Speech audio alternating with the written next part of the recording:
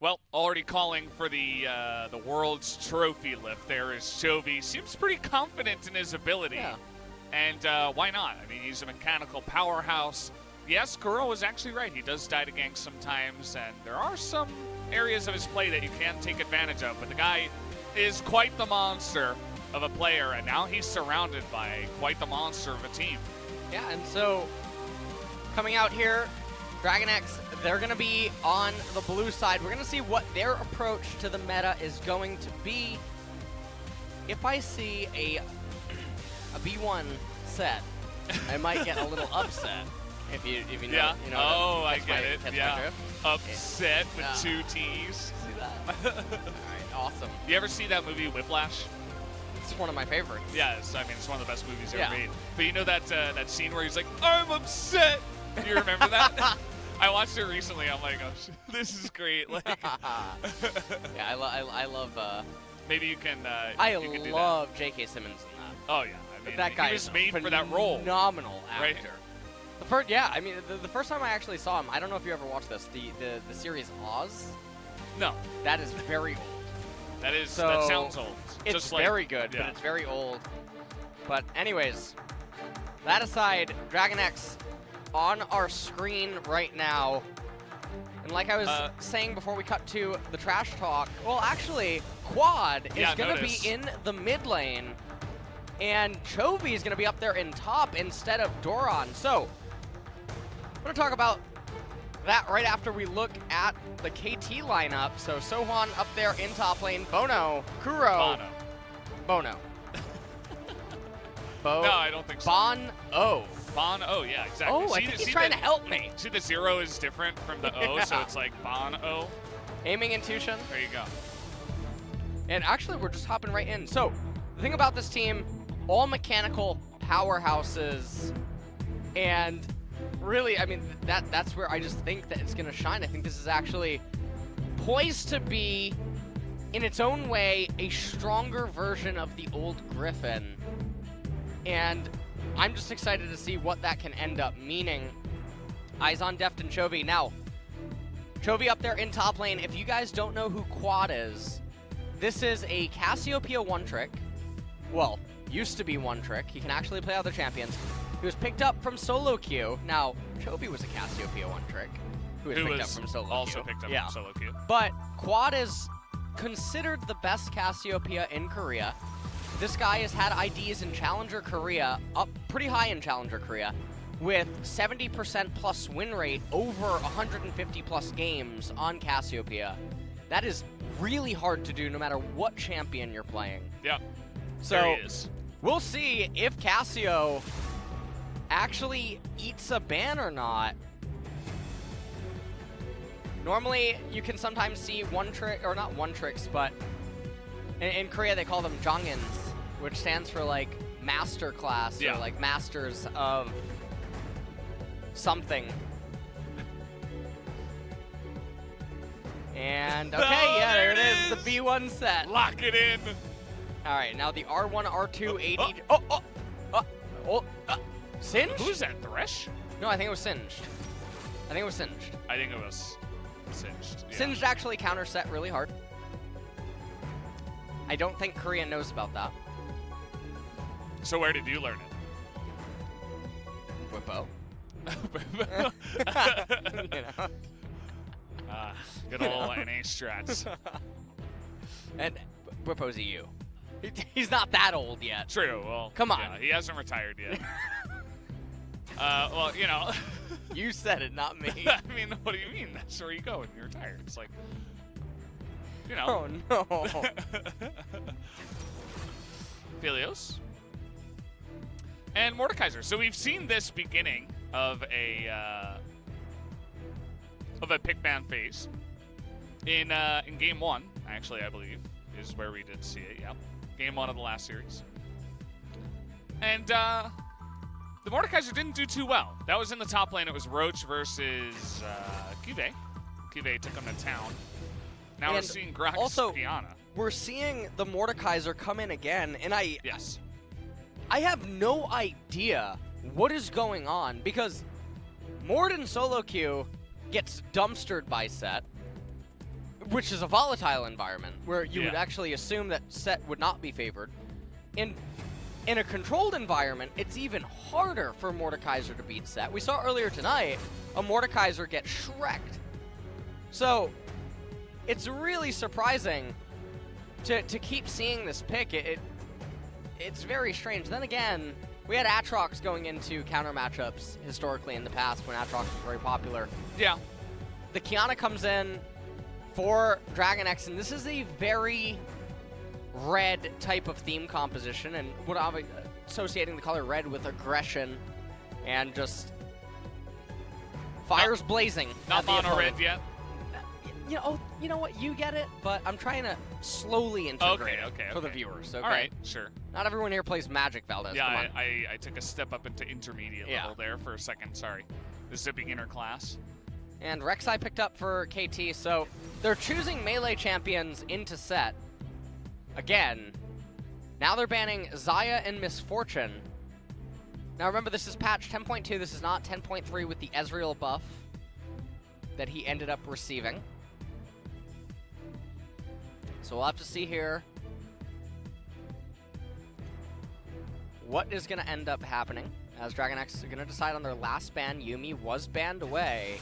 Thresh now banned away. An interesting pivot here would actually be to Soraka on 4, send Mordekaiser mid against Kiana, which he's perfectly fine with, and then completely neutralize the set in top lane. That would be completely good. But we're going to get a really... never mind. Okay. All right. So they're going for the vacuum lane counter, which is the LeBlanc into the Kiana. LeBlanc does beat Kiana in the isolated one-on-one. But against DragonX's team composition, overall, currently LeBlanc is not particularly good. Okay, that might be Deft on the Ziggs. And He he's used gonna to do have, this. yeah, and he's gonna have Tom Kench to back him up and give him some survivability, and immediately Blitzcrank is responded with, okay, Ziggs is back. This is another change of pace, by the way, for DragonX. I mean, we saw Hanwha Life earlier tonight with definitely some new picks and some new approaches. Now we have DragonX going to be doing it as well. We'll have to see how Quad performs on the Kiana here in the mid lane against Kuro. He's taking that Ignite, probably going to be very roam heavy, and with all the priority that Kiana can try to get in mid lane, or lack thereof, honestly. Sometimes she just disappears for 40 seconds at a time, comes back, and it's like nothing ever happened. Down 60 CS, but somehow up 10 kills. Yeah, 3 waves. It's one of those things. Completely fine. But Ziggs, obviously going to be looking for the plates, obviously the first turret as well. Now, indirectly, he was nerfed with the nerf to turret plating having gone down, so that is a thing to consider. DragonX team composition is definitely very awkward to try to talk about. It has a lot of strengths. It also has some pretty clear-cut weaknesses. I do feel like overall, though, because of the amount of melee champions, because Blitzcrank doesn't have a ton of targets to actually pull reliably, I think DragonX has the slight edge inside of this draft. And yet again, it's a Aladios for us all. Well, let's see if that works out for them. As here we go, guys. KT up against DragonX, game number 1, match 6 of 2020 LCK Spring. You're here joining us in the baby stages of LCK for 2020. It's good to be back. As Atlas said, just some quick setups here. He's just getting it. I mean, you know, he's just trying to do some physical workouts here. You ever, you die in solo queue and then you get on the ground, 10 sit-ups, and then you get up and continue with the game? I don't do that. You do like 10 sit-ups If for I every did death that, you get? Valdez, last night, I probably wouldn't be here today. All right, I lost. Wow, so you're losing weight, but you don't have any strength? I think I lost 9 in a row on stream yesterday. Oh, okay. And I'm really excited because after the cast today, I'm going to go back immediately and I'm play, and I'm aiming for the glorious 0-20 match history. Okay. The beautiful Rumble ult. Yeah. Yeah. The red carpet. Yeah. Yeah, that's Yeah. That's a good one. Oh man. I like it. You could, you know. No, I guess that would be boosting, right? Play with me. MMR's not that low. No. All right. Yes. It's okay. I'll get back to Diamond this season. Don't you worry. Yeah. It'll happen. Yeah. Do you remember my glory days of, I remember that one time you Oriana? pinked it. Yeah. Diamond 5 used to exist then. Yeah. No, I hit Diamond 4 on that account. Oh, okay. When it was Diamond 5. Okay, so already we're getting a really nice trade, and Chovy, we've seen this actually, I believe by Summit now, and also Chovy, the E-Start. And I think we also saw that in the first game of the day today. Same thing. Where he gets in there, Cassie does a bunch of auto attacks. yeah, he procs his Conqueror so quickly. Yeah. And then it just ramps up, it allows him to convert into so much damage. He's the first one that gets access to the healing. And it really all just weaves in together. Kuro, 24-4 on LeBlanc. That's impressive. That's a lot of games of LeBlanc played. And I know a lot of people are curious about this bottom lane with the Ziggs. Chain miss there by Kuro. We talked about isolated lane matchups. Kuro is going to have to be accurate on abilities like that if he wants to win up against the Kiana. The set so far in a really good lane state. Only missed 3 CS on the first few waves. Doesn't actually opt for a cheater recall. Instead goes and gets a ward on the golems. If you're a new viewer, you don't know what a cheater recall is. It's getting a recall off when the opponent has to play around and respect the fog of war, not knowing if you recalled or not, and thus their ability to hard shove a wave, crash it onto the turret is ineffective. You come back to the lane with purchased items, better combat stats, and a favorable lane state. And it leaves the opponent thinking that you cheated. That's where the name comes from. So. Or that you're Ornn. Or that you're Ornn. Yeah. Or Soraka. You could just pick Ornn and you can have cheater recalls all day long. Exactly. It's not a bad idea. All right. So. Chovy.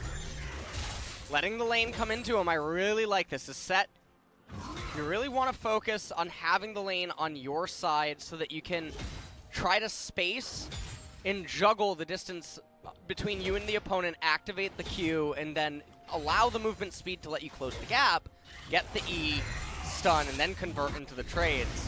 Whereas if you're pushing all the time with set, or if it's in the middle of the lane without any clear direction that the wave's going, you can't really utilize that combo all that much. And so, let's see if Chovy actually lets the wave come all the way in, or if it's freezing. I can't really tell on the minimap.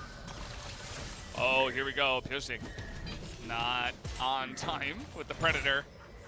Able to get a flash out of aiming, though, in a trade for exhaust. So, obviously, a good trade there on the bottom side. This is a really cute-looking Ziggs. Yeah, what is that skin? I have actually, That might be the new skin. Must be. I don't recognize it. Also excited about Quad here in the mid lane after hearing about his solo queue talents. As you said that he missed the CS. Good job. Thanks a lot, Veldos. Just about how mechanically skilled he is. Oh, we didn't get to see it. He probably missed that CS. bonO. Bon. His name is bonO. You wanna play this game? I mean, that's his name. Okay. Yeah, we'll play it. We'll play it, Okay. Veldos. We'll play this game. No big deal. All right, let's see how this gank. Okay, this isn't a gank. bonO up there in top. bonO going for the big play. Flash and knock up first blood. Flash in from Chovy. Flash away is not going to help him escape as that very classic Rek'Sai gank comes in. And he's going to have to teleport back to the turret now. We'll see what his first item of choice is going to be. It's going to be Doran's Blade into Ruby Crystal. A little bit interesting. Also aiming in TusiN. Getting the first plate down here. I mean, after TusiN 1v1'd the Ziggs, look at this, he waits And I guess Tom Kenser's already gone.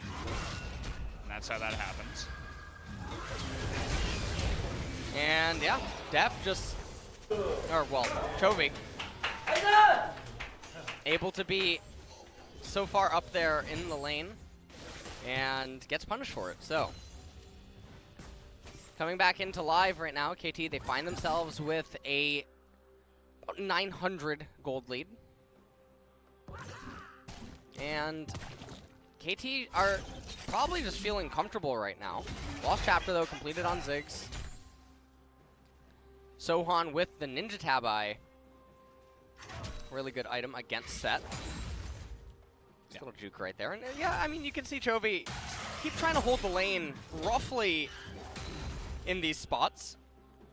And this is really what you want to do on Set in most cases, because now see the minions between Mordekaiser and Set, once he presses the Q, it gives you the stun on the E.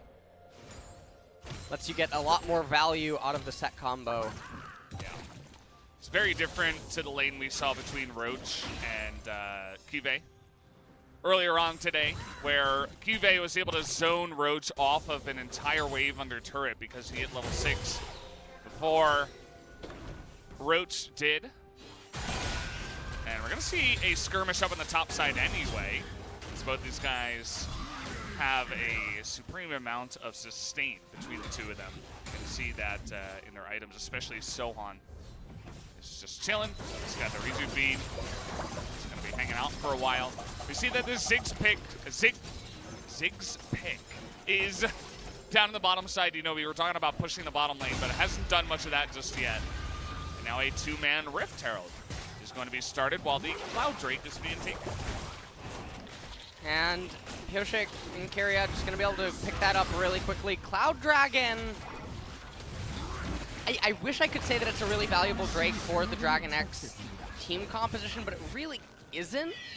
The only champion that probably is actively looking to use their ultimate off cooldown would be the Kiana. And everyone else builds actually quite a bit of CDR early on, so yes, it's nice for the ultimate, but definitely not the end of the world to lose it. Yeah, I mean, we talked about singular Drakes and how they're not really that impressive overall anyway. Yeah.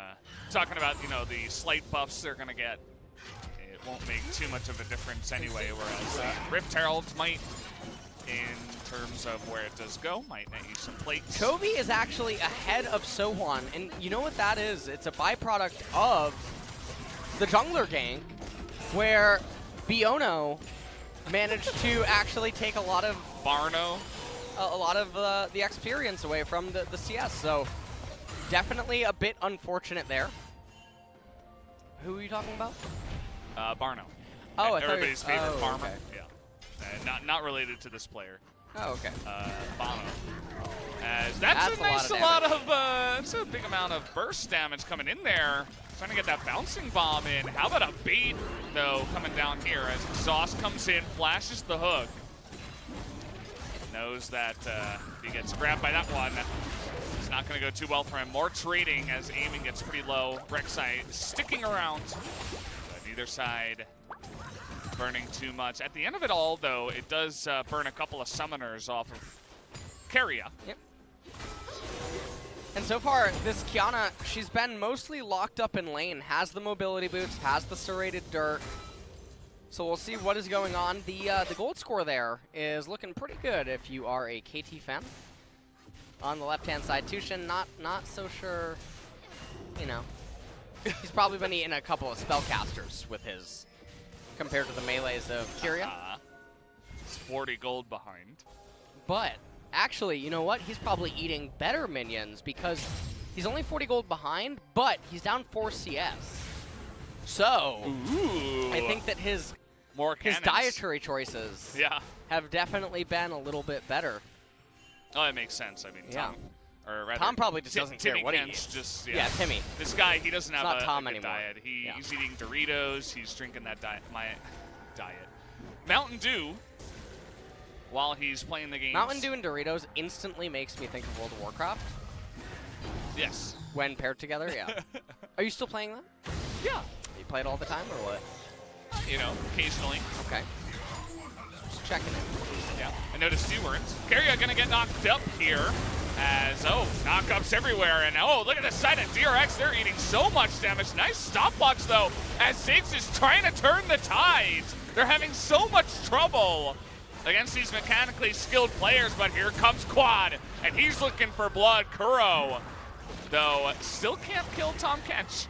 Finally does at the end, picks up a double kill on the backside of it, as it started off looking really bad for the side of DRX. They pull off some flashy plays, but it's still not enough, and KT will take the lead. Yeah, and I mean, right now they're 1.6 thousand gold ahead. Just under a minute and a half. Obviously, Quad is on a... okay. Okay, Aladios. Yep. Yeah. Real cool. Real cool, Aladios.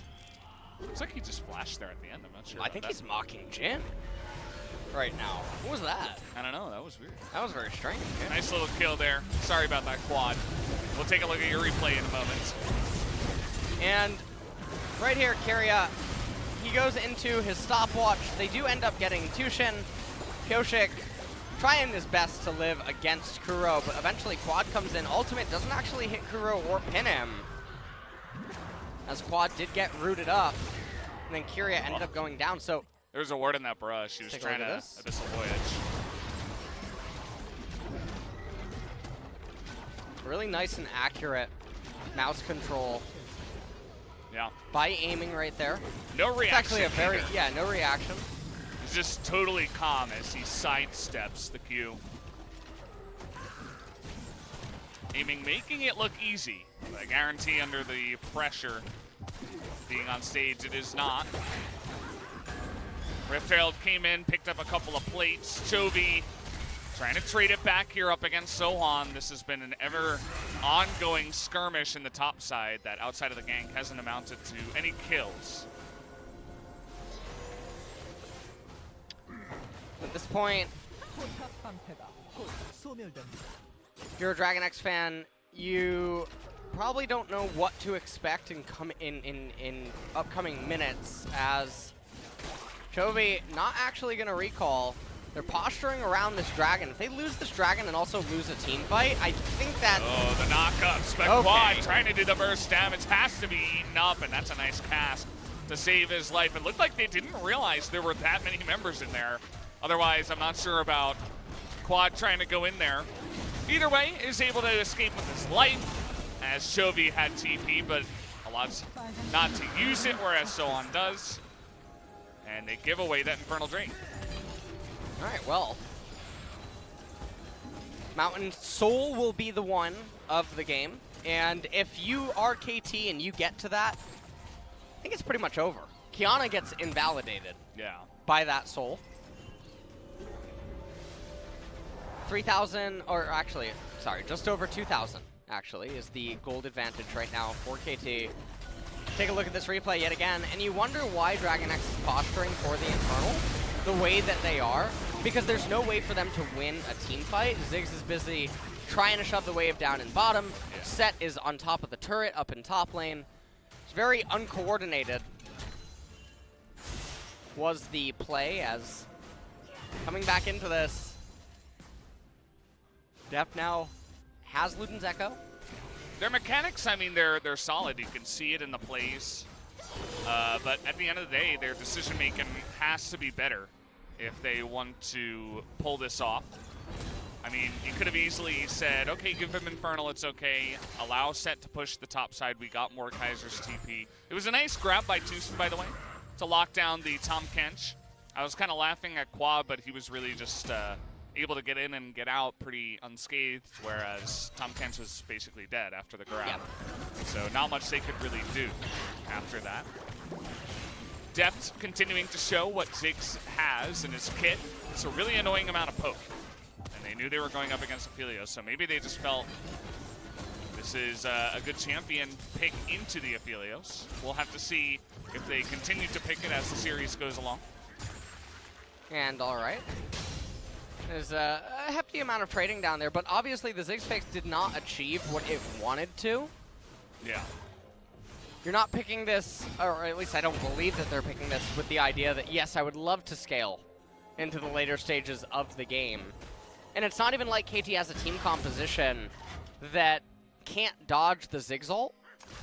It's only Aphelios, but even him, I mean, he has some speed boosts and ways to get away from that. So, yeah, it's very true. I don't know if he got even a single turret plate in the bottom side, which is kind of sad as the Ziggs in the bottom lane.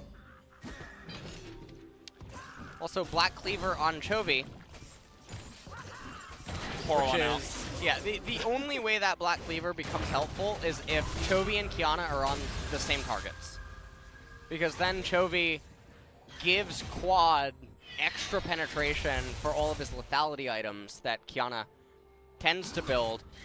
And depending on who it is, I mean, maybe can even bring them into the threshold of getting true damage by Qiyana. So that would obviously be really nice.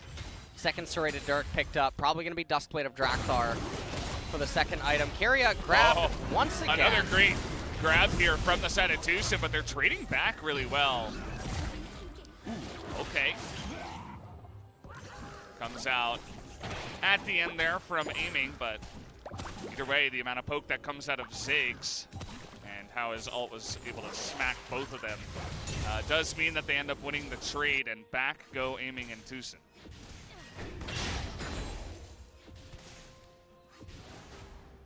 All right, well, even though there's been 8 kills, it does feel like a bit of a lull state. I mean, there have been some fights. Yeah. Mostly in the bottom lane. QSS actually picked up now, by the way. Yeah, second item real quick. Not wasting any time with that. And only going to really get value against that for the Mordekaiser. Which, if you are Mordekaiser, you're not thinking about Death Realming set in these team fights. You're mostly thinking about either bringing Qiyana in, who is a sitting duck, or you're thinking about bringing in Ziggs and just looking to chomp away at him. It's a really awkward map state. They tried to gank a LeBlanc. Just let that sink in. Pass 4, and Rift Herald comes down in the mid lane. They take out mid-tier 1 this KT. Everybody was out of position from DragonX. They couldn't rotate straight into the mid lane, so they get zoned away. Mountain Drake's up here in 15 seconds, and now KT have all the vision, all the positioning. Grab is gonna go sideways, but oh, where did the Gragas go? Kuro's got some items on him. Man, he was able to just pop him like a balloon. I mean, it occurs at the worst timing in the game. Yeah, see you later, jungler. Okay, this game is, they are not long for the world here. Prey Seeker even hits. Yeah, DragonX just kind of like lost. This is the Prey Seeker, right? Not the Void Seeker? Help me out here, Raldo. I think it's the Prey Seeker. I think it's the Prey Seeker. I think you're right. All right. Sounds right. Yeah. Mountain Dragon going to be picked up, and this is actually a pretty big deal against DragonX's team composition for the resistances. Rek'Sai, 65, 75. No. I mean, we need to see the damage. Yeah, we have to see the damage. Let's take a look at this. Pyosik coming over, knowing that they're somewhere close by, and just getting way too close for comfort. He just gets completely blown up. Yeah. To be fair, I mean, he had stopwatch. Maybe he thought he could react on time, or that he wouldn't die immediately like that. But he was going up against level 13 LeBlanc, who already had Ludens and Sork Boots at least. Judging by the blasting one, probably even had the orb. Yeah. When he did go for that play. So, I mean, no question, if you know he's got those items, you cannot go near him as AP Gragas. So, it's a bit of a missed position once it does come down to it. And I guess the thing about this game is that DragonX now, their team composition doesn't really have too much insurance outside of the Ziggs because of the Dragon Soul. When it starts coming in, yes, Chovy has the Black Cleaver, which can actually shred through some of the resistances, but Gragas and Kiana are just not going to be doing that much damage to the champions on the enemy team. And so this is a really unfortunate game state to be in. Behind against Mountain Soul with the Kiana. Yeah, and you know, I said never in the draft that DragonX had edges, but we never got to see any of them come to fruition in the way that one would expect. Lane phases were pretty locked up. Chovy had that one death in top lane. Bot lane had a few tit for tats. And yeah, we're just gonna play ping pong with the waves. So, Eldez, have you ever played the Pokemon trading card game? For Game Boy? No, the trading actually. Oh yeah, I used to play it with my brothers, but I was so young that I don't really know if I knew what I was really doing back in like Blue and Red. Okay. Back then. All right. No I big mean, deal. we played it, but it wasn't really like Playing it. Yeah, Yeah, that makes sense. we weren't good enough really. We were like, I have Charizard, I'm gonna play Charizard. You're never gonna kill me. Yeah, kind of like that. I like that. Yeah, you know how I a 6-year-old would Yeah. react to having a Charizard. Did you ever pull a Charizard out of a pack? I actually did. Wow. And now I don't know if it's the shadowless thing, the ones that are The like the borderless or whatever. yeah, shadowless. the insanely expensive ones. Yeah. That go for lots and lots and lots of money graded. Charizard is actually the Black Lotus of Pokemon trading card game. Yeah. So it's really nice. But you don't have one, so I not do not, as I do nice not as have one. yeah. But so, that Kuro is actually not killing the turret immediately. He was actually allowing it to kill some of the minions. Nice little play there. Okay. Man. Yeah, he does a lot of AoE damage with that one. Okay, Set coming in from the right side, but knocked up 18 trillion times. As trying to follow back here is KT, but it feels like DragonX already got the jump on him. Yeah. Deft in the Death Realm. Looks like he's going to go down, but SoHwan afterwards is going to survive. Kuro! Oh, look at that damage! Just going to be burst down coming in from Chovy and Quad. Able to get him down, and now the follow-up coming in from DragonX. Somehow, KT, after turning around that dive, what? will go behind after the play. What a turn of events! This is very akin to like watching the T1 team fights, where they mechanically beat their opponents. Watch Chovy here. He goes in, superplex the Blitzcrank right against the wall, gets the Haymaker, combined with the Kiana ultimate. Yeah. SoHwan comes cast. in, brings Deft to the Death Realm. I almost got tongue-tied there. The Deft Realm. The Death Realm, yeah. And then Kuro gets exhausted and right-hooked right there by Set. As Quad goes in, kills the Mordekaiser, and then takes an Abyssal Voyage right into Keria's stomach. Ooh. You like that? Sounds nice. It does, doesn't it? Yeah. And it looked nice as well. Keeps him alive. Knew he had the Devour. He delayed it a little bit. Maybe he was even asking, like, hey, is Devour up? Can I go for this? Looked calculated. At the end of the day, there isn't too much of a swing in objectives or gold after the fight. It was very flashy, lots of kills either way. But KT, on top of the Mountain Drake, looking to take it out. That'll be their second one and one away from Dragon Soul. Whereas DragonX seem to be okay with that, as long as they can pick up this tier 1. This is a really big deal. They're threatening endgame now with the Mountain Soul as well as the Baron. Mountain Soul will obviously be live in 4 minutes and 45 seconds, but it's another problem that DragonX are going to have to come up with an answer to. And when none of their champions have pen, although I see a Morello being built on Deft, so I'm getting a little bit nervous. But aside from that, He already has the pen. I mean, from the orb.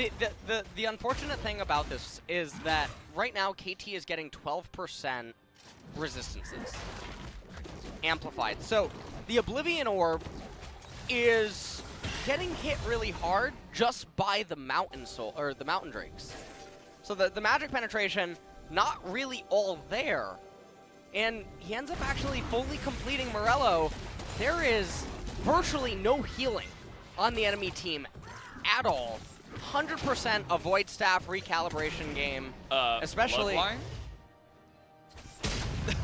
Honestly. Why did you even show up today? What do you to do exactly this. You are, you know, Halloween was a couple of months ago, but I'm trying to be your Twitter. yeah, your Reddit impression is on point. Yeah. My Reddit and Twitter comment Yeah. impression. I've been working on it. You missed a count, by the way. I wasn't even talking about it. It's fine. How did you miss it? I don't know. You know, these are the questions that I wait for you to answer. Yeah. I don't know. Maybe play-by-plays do have all the answers. I mean, Atlas does. Come on. Step it up Not here. anymore. Not on Fridays and Saturdays. All right. It kind of feels like both teams are sitting here waiting for Mountain Drake to spawn. Yes. And so are we. We are going to as well.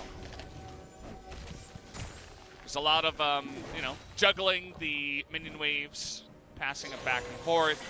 It's like they're playing with a hacky sack. And, or a volleyball. You know, there's a lot of different ways we could do it. You ever play air hockey? That's another one. Air hockey. Yeah, air hockey. You mean on the table? Yeah, where the air comes out of the yeah, little yeah, holes. Yeah, and, yeah, I really like that. I really like that. The puck floats. Yes, yes, yes, yes, yes. Goes really fast. Yeah. Kind of hurt your fingers if you don't put it I in the used guard. to play bet games with Sounds like the snake. No, in the old MVP Red, White, Blue, Oh yeah. right? So before it was Samsung White and Blue. Did they have a Me air hockey and table? me and Imp, no, but there was like a mini arcade thingy in the CGV. Oh And yeah. sometimes when me and Imp would go to the movies, we'd play the air hockey, and we would do whoever scored a point was $1. Yeah. So we would play like Yeah, that. yeah. Sounds like fun. Yeah. Air hockey's fun. I like it. You ever play the other kind of hockey arcade game where they have like the little plastic men that you can move them foosball. back and forth? Foosball, yeah. right? It's like foosball, but they're like hockey men. Oh no, I haven't Not seen like that. the guys that spin around. They like that sounds spin interesting. on the other axis. I don't know how to describe it, but like they have hockey sticks that go parallel to the ice, Okay. in quotes. That one's that. fun too.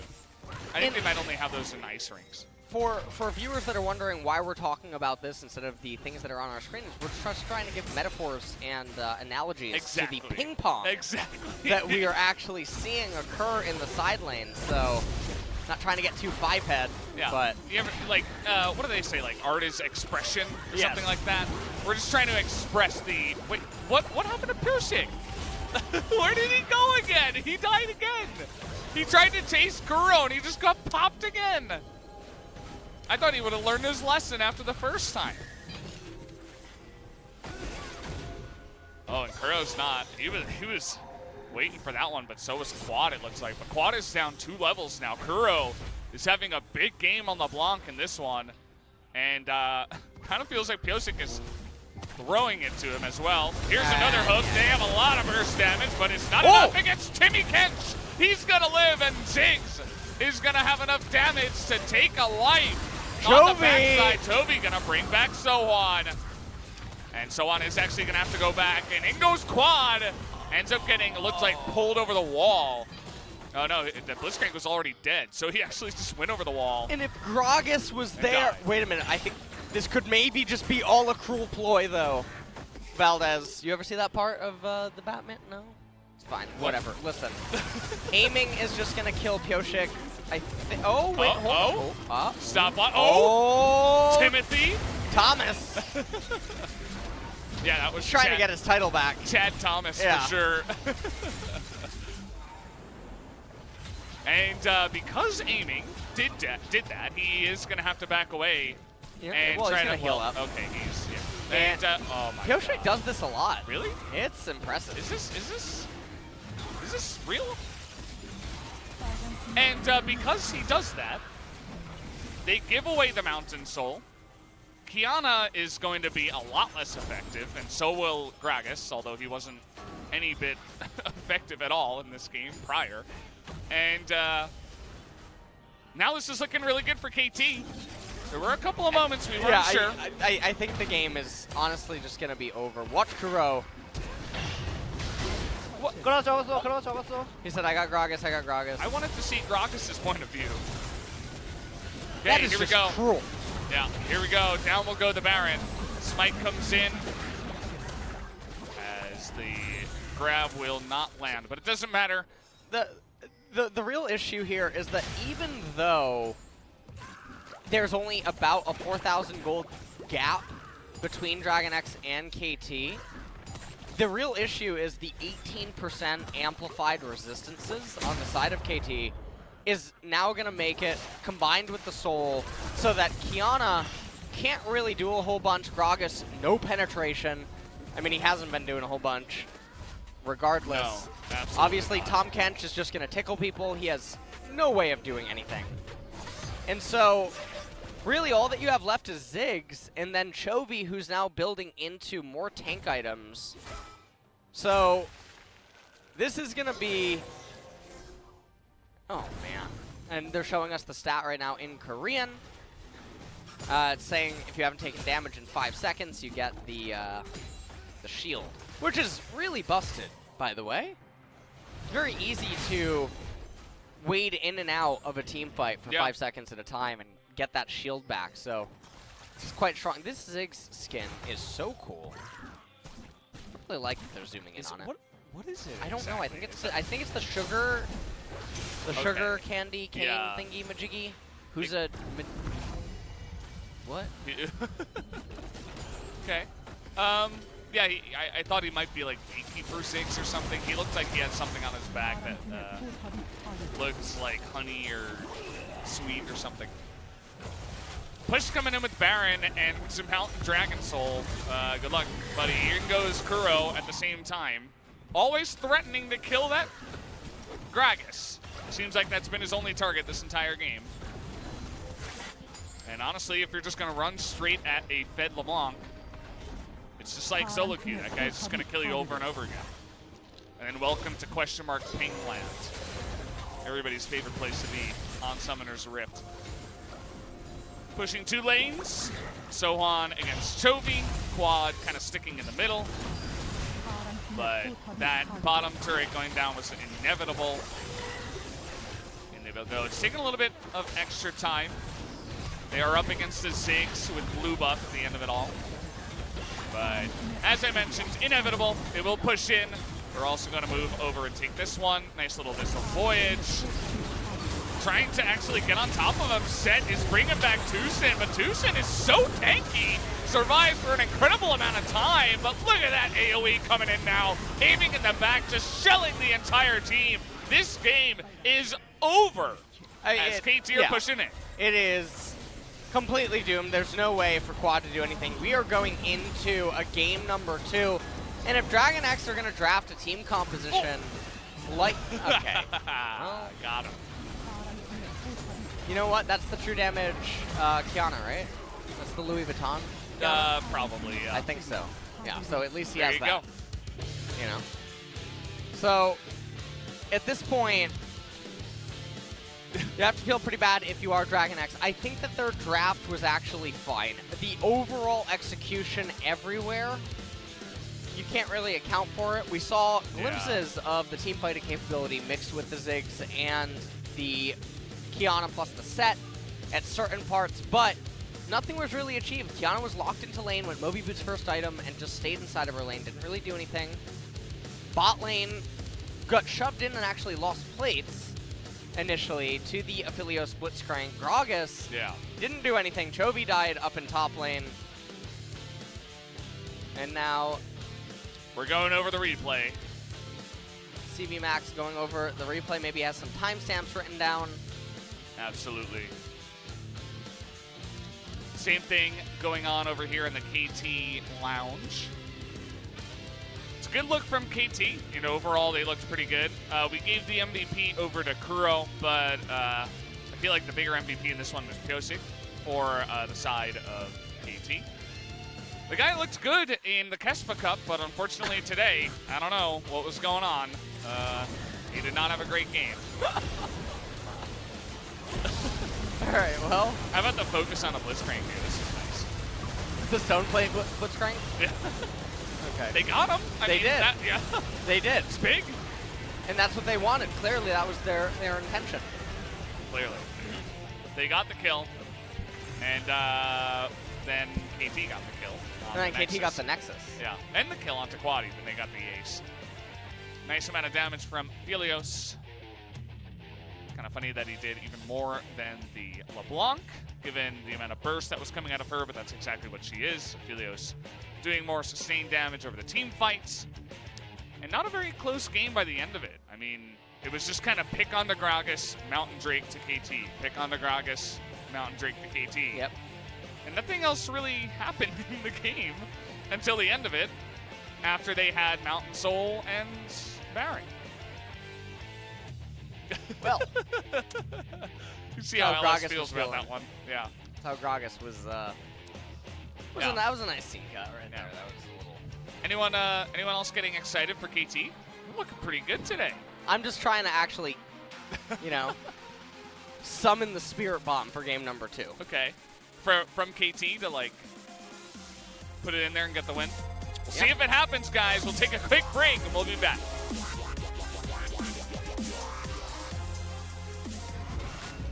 Thank you, TusiN, as always, for the wonderful translation there.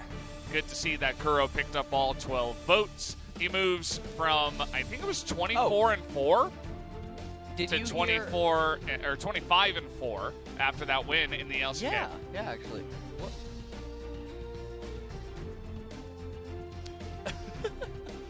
I feel like we're hearing voices in our head.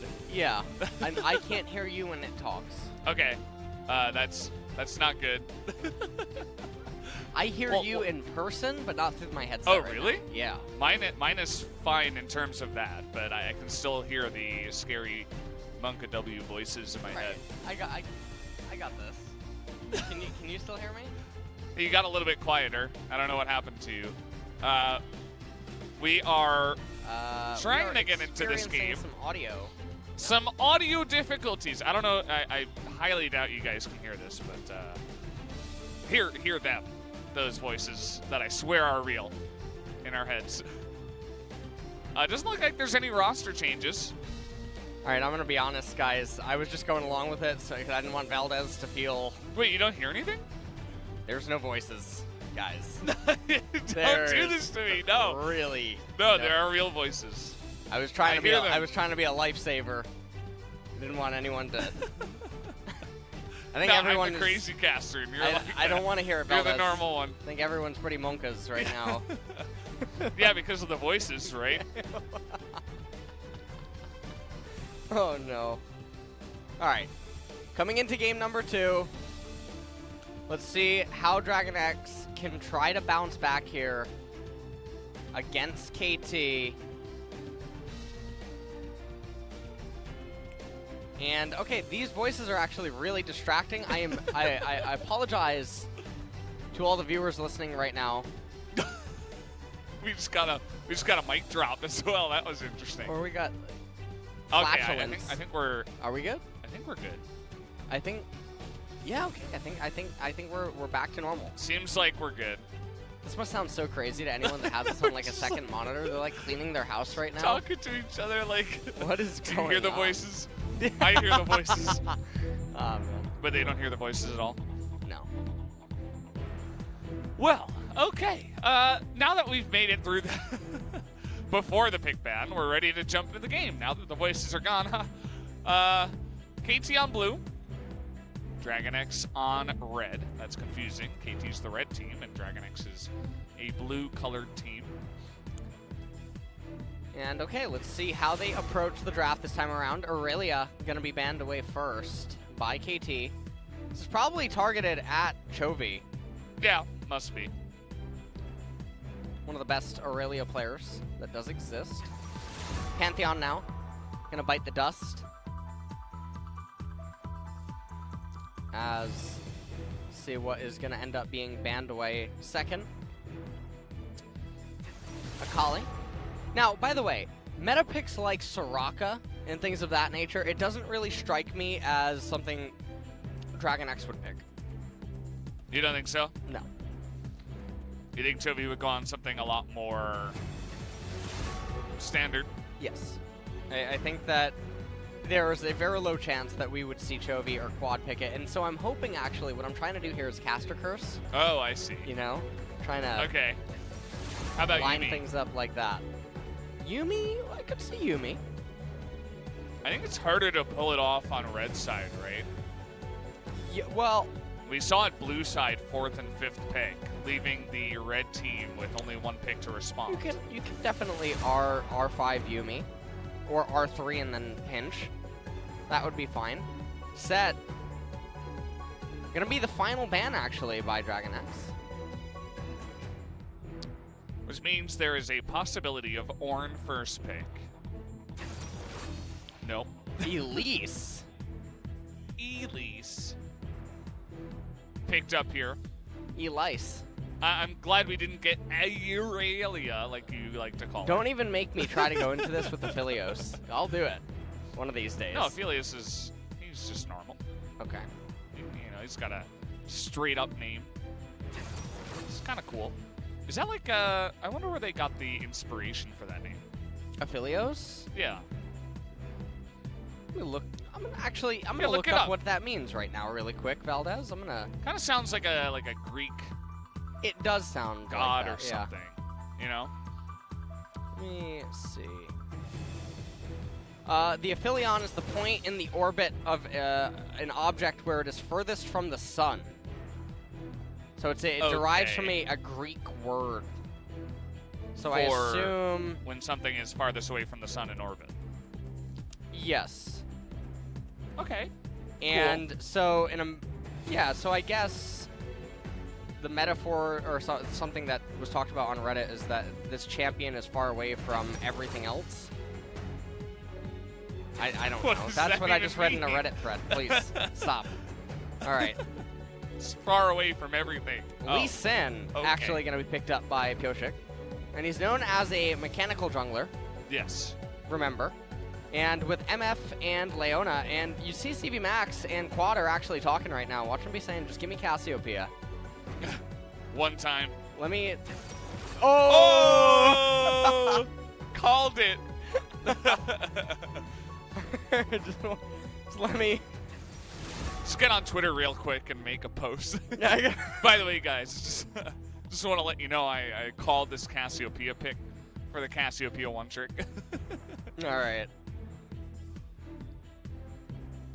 So let's see what Quad can do. It's not very often anymore that truly glorified one tricks.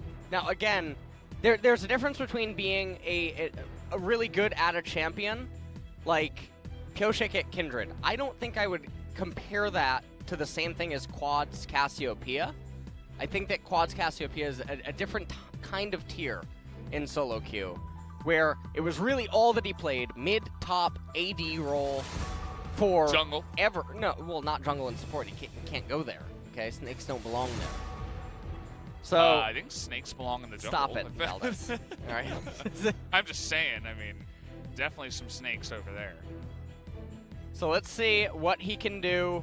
This is going to be really exciting, especially because she is a really strong champion in the meta right now as well. This isn't like this is a one trick for a player, and the champion isn't that good.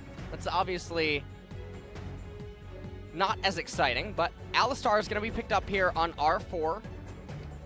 B4 is having a Nautilus hover, and maybe Kuro doesn't want to try to fight the Syndra straight up. Well, actually, going over to Zoe. Yeah, I saw him practicing the Zoe actually before the game started. I was wondering if he was going to pick it up, and here we do have him hopping onto that. And what is going to be the final pick? I really hope that... Okay, well, it's going to be the Renekton Elise. Now remember, Renekton is very nerfed coming into Season 10. Not directly, but due to the removal of Spear of Sojin. Was obviously a very big hit for him, and it gives DragonX counterpick potential. And this is going to be scary, because this is Chovy up there in top lane, who's getting access to a super hard counter. Yeah. And so, even though normally we talk about the Elite Three, which is Summit, Nuguri, and Keen, Yeah. if Chovy were an actual top laner, he'd be red. Okay, like that's just Above the Elite Four. he's actually red. You get to him after you complete the end game. Yeah. And perhaps that's what's going on here. I mean, they pick up Quad, and the three of them, including Doran, are obviously all solo laners. So we've seen players try to, swap lanes in the past from time to time here on Korean teams in the last year or so. Hasn't worked out too well, but with Quad joining the team, maybe they just say, Chovy, you're a lot more skilled than Doran overall, so just hop up to the top lane. I wonder how permanent exactly this will be and how long Chovy does stay in the top lane. Yeah, and I mean, we're going to have to see what this team composition, which is full in Born and Sin, out of KT, Oh. Sounds fun. is going to actually be able to do against the DragonX team comp. I think that DragonX's team composition here in game number 2 is a lot stronger than that of game number 1. And also, Quad now going to be on his patented Cassiopeia. Let's see what he can actually do with it. Chovy on the Quinn up in top lane. This is just a beautiful setup all across the board. Lee Sin to allow these laners to do whatever it is that they want to do. I'm really looking forward to it. Should be a fun one here, guys, as we're going to hop into game number 2 right now. No wasting time, no fan chance, nothing like that. Call first for the Quinn. Chovy not messing around. Feeling the hype, playing the top lane and getting that counter. Double phase rush, Chovy and Quad. The Alistar, kind of an interesting one. We don't see a lot of Alistar nowadays, but has always been a good pick into Leona. As if you're, hooking onto an Alistar, you're not going to have a good time. And just in general, good at disengaging, as well as engaging if the Leona tries to get on top of the Aphelios.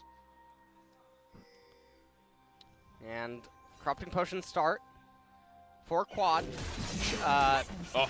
Call start, actually, for Chovy. And Gathering Storm, Absolute Focus is going to be the runes on Quinn. Also has Bloodline, so not getting the attack speed. Oh, that's good. That means that Zoe might pick up the Morelos because Bloodline is in the game. And Scorch on Cassiopeia. That is very interesting. So Quad is probably going to be looking to be very aggressive. Normally not a very big fan of Scorch. We talked about that in the last series that we saw. It's a big time. I want to try to win lane early kind of route. Chovy. And SoHwan, getting chunked quite a bit. But Chovy did take a lot of minion aggro. So, definitely a bit of damage also received. At least doing red to blue. Oh, going in here. TusiN is level 1. Gonna get exhausted. Not sure about that one. It looks like there was a little bit of a disjointed kind of follow-up from Deft, not right away on that one. And they were both level 1, so there wasn't too much they could do. And now with exhaust down and a ward in a pretty nice spot for spotting early Lee Sin ganks. Could spot this one immediately, though. The engage comes in from Keria, not wasting any time, but TusiN is out, and so is aiming. And all they had to use was one summoner heal. That is just going to be a wave now, likely going to be crashed here by DragonX, and then probably a reset. But they're doing it a little too slow. And so now they're going to have to crash the 4th wave. So this is a very nice build-up, though. As Deft and Keria actually taking their time, and because of that, here comes Elise. Yeah, summoners are down. Elise level 3, flash on in. They're gonna get the guy with cleanse, not ideal, but still enough damage to take out the cow. First blood comes in, nice flash there from aiming to get away. Spider here though in a little bit of trouble. bonO doesn't look like he's getting out alive.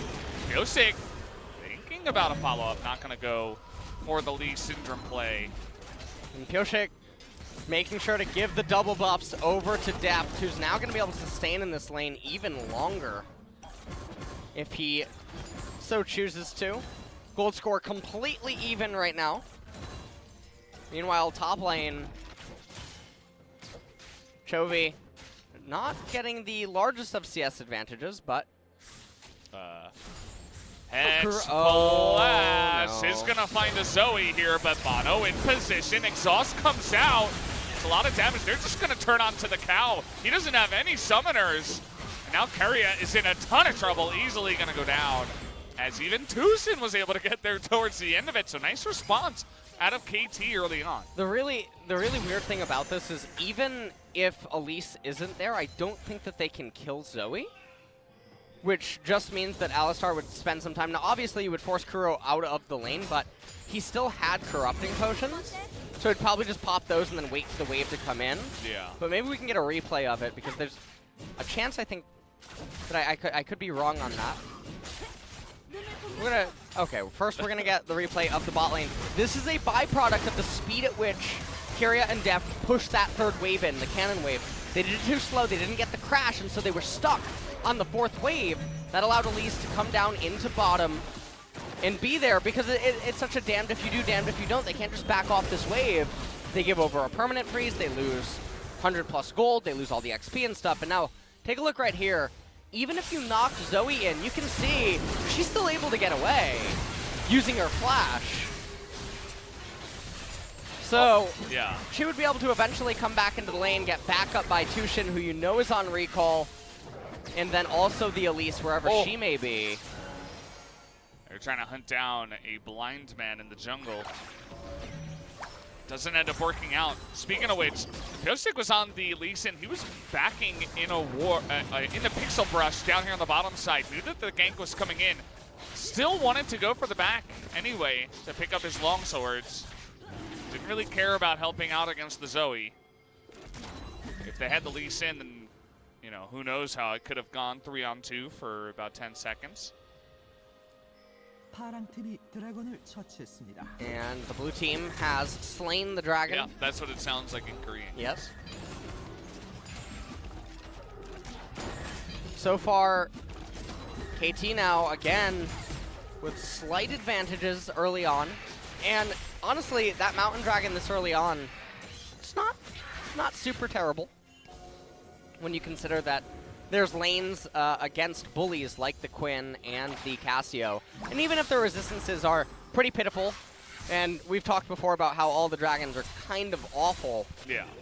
it still does equal maybe, you know, I don't even know what I would guesstimate in Half terms the of cloth armor. HP that's going to be able to be saved. But Quinn with the Bilgewater Cutlass, call over halfway complete. But honestly, credit to SoHwan staying very close in CS. After he gets these 4, he's only down 8. Yeah, he's Against doing this Quinn, yeah. just fine. Obviously, the call is going to poke Chovy a little bit ahead once he does complete that. But still, I mean, it's a lane where he's going to win anyway. So SoHwan holding on, doing quite well. We haven't seen any plays up towards the top side with Elise and Renekton. Yeah, That's we always didn't. been a duo that looks for ganks and dives. We did not get... I feel like I'm losing my voice. I'm sorry. We did not get... It's your third day in a row, you know. It's It is, and we've actually had multiple 3-game series. yeah. So... First day was 6 games, right? First day was 6 games. Yesterday was 5, right? 5, yeah. 5. What? It was 5 or 4. I don't know. I'm not sure. I can check quickly. Wait, I don't have my paper. am I blanking? I mean, it was either 5 or 4. I so it wish wasn't that 6. I wish that my abbreviations was LM right now for lost memory. Why am I blanking? I don't know. It's been a lot of casting, right? Oh, man. Maybe that's why you're blank. Either way, it's been a bunch of longer days. It's a good thing, I feel, because it shows that LCK is pretty competitive. I'm trying to remember the series yesterday. One of them was ABK, so that doesn't really count as much. That was 2 games. And then the second series was Afrika versus... Who was that other team? Valdez. You're sitting there like leaving me out to dry. I'm like, I'm letting you go with what you're trying I to can't talk find about. my sheet. It's very dark in the Valdez, studio. you always. What can I do? It was Griffin. Yeah. Yeah. Yeah. And Tarzan had the flash at Wraiths. Yes. You remember that one? Yes, I remember. And then me and Atlas talked about it. Yes, I remember. And Mystic had the insane Ashe performance. Yes. I With said the Victor. Afrika. Fly. True. Yes, Okay. Yes, I remember that. And the Ornn was trying to do his best. Ornn is always doing his best. He's just like a really wholesome champion. Always providing so much to his team. And just, you know, trying to be the guy that goes in first, takes all the brunt of the damage, takes the hit. He's the tank. That was actually, I think, the best highlight that I recall in recent memory was Mystic's Ashe. Ooh. Look at that 2v5. one. Oh, man. Keria is going to try to block here. Will be successful. Pyosik able to hop away. Spider is going to be able to go up in the sky, taking a lot of damage. So going way in. And Pyosik picks up the kill. Now it's 3-on-2. Teleport comes in way too late. He's trying to get away from the Quinn, I suppose. And now he's going to go down 2. How about that? 3 for none. And this is a super big turn of events for DragonX. They just get super fed in multiple areas. Also, the Quinn was able to sit up there in top lane, get all this solo XP, get all the CS. Gonna be able to also get a plate. Not sure how close Chovy is to completing that call, but probably pretty damn close. As let's take a look at how this all transpires. Kuro lands the sleepy bubble, but then Keria able to block it. Keria then goes in immediately, and bonO Support lands right level onto difference, by the way. the miasma. Ultimate comes out from quad, cleanse cast as a follow-up. Keria walking forward with that Alistar, and then the teleport is just so late and unnecessary, and there's just not much to do, and now quad gonna be really strong there on that Cassiopeia in mid lane. And if you're KT, you do not want to fall behind on this team composition. Obviously, the Elise will quickly become a non-factor. As now, DragonX, they're going to be able to pick up the Cloud Dragon. Yeah. I was really impressed when the Sleepy Trouble Bubble hit, but Keria got there first. He was level 6. He took no damage. He blocked the panel star. He was able to get in there and engage on 3 different members. Alistar doing crazy amounts of work. TusiN was just running around. Ooh, nice follow-up there from Quad. Knew it was coming. They had the vision, but now it's a 3-on-2. But that Cocoon does go wide. Pyosik not quite able to land that one onto Kuro. Quad now going to go home with his tail between his legs on the Snake Lady. But either way, nice little mechanical show there from the side of Quad. Yeah. Ended up being outnumbered. Oh, Chovy going in, thinking about it. SoHwan does have Dominus available. And now the Rift Herald gonna be summoned.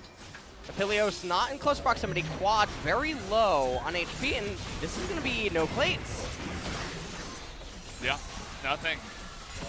Not the best of summon timings here by KT. As everyone right now is just going to continue to keep waiting, aiming, going to be able to get at least 1 plate here. Down in bottom. And so remember, no plates actually captured in mid lane here. As Quad just marching forward on that Cassio. Clearing the wave, going to look for a reset now here. Almost 2,500 gold is the advantage for the team that should be getting ahead. But then, interestingly enough, not only do they have counter lanes that they should be winning in, they also scale better. which is a really interesting 1-2 punch. It's almost like they drafted better. It seems to be working out for them pretty well. I see what you're thinking. Yeah. Okay, interesting. Trying to go for the combo here under the turret with the bullet time. It's going to force the flash, but TusiN in a lot of trouble here. Going to be burst down from range. Deft does have to burn flash for that one, but will take that trade any day of the week. Now 2-0 on the Aphelios, who is feeling it. And this is a very nice comeback game here for DragonX to get them back into the series if they can end up winning this. They're in such a commanding position right now. Here against KT. All right, and Kuro gonna miss on that one, but he does push away both Pyosik and Quad for quite a while. As KT was desperately trying to get in there and take down that turret. Oh, gonna land that one onto bonO. Poison comes in, but a perfect cocoon, but bonO not gonna be able to get away. A big follow-up from Keria, but not quite able to follow up. Was the rest of the team. DragonX just really marching on, and this is what I was expecting to happen in game number 1, but it wasn't quite the case. But in game number 2, DragonX having a very strong resurgence. They're going to be able to raise this turret. Ooh. And, Quad. Oh, but, boy. Yeah, not enough. Deft also getting Sleepy Trouble bubbled. There it is, but a cleanse is available. Now the follow-up. And the heal is not going to save your life there, buddy. And so, how about an extra kill? Kuro looking good on his mechanics on the Zoe, but at the end of the day, it felt like Leona syndrome there that we have seen many a time here in the LCK. Coming out of TusiN. And yeah, I mean, it felt like a bit of desperation from KT to try to push that bottom lane so hard and then just get caught in a really bad position. Good response from DragonX. They've won the early game, and with their comp, they should win the mid and late game. What's the verdict here? Yeah, they've won the early game. They have a vastly superior mid game and an even grosser late game. So, it's looking pretty good. Okay. Here, Valdez. You know, it would be quite impressive. Yeah. If they did not win this. They are light years ahead in every single department. It really does just look like we're going to a game number 3. And okay, well, this is the replay. It's a bit of a massacre, but nonetheless. I'm sorry, my voice just cracked. Yeah. I always wondered how Papa was able to cast 6 days a week. I don't know how that's possible. I really don't. My throat hurts a lot right now. Yeah. It's very. I was actually thinking I gotta go and get like lemon honey drop things. After. Don't get those like sugar things. You want to drink the tea, the Yeah. throat coat. Yeah. Yeah. I gotta make sure to pick that up from the mini mart after. I'm gonna need it for the next couple of days and next week. Yeah. Yes. In the week after. We'll have to wait and see. Leona's gonna die again. As aiming.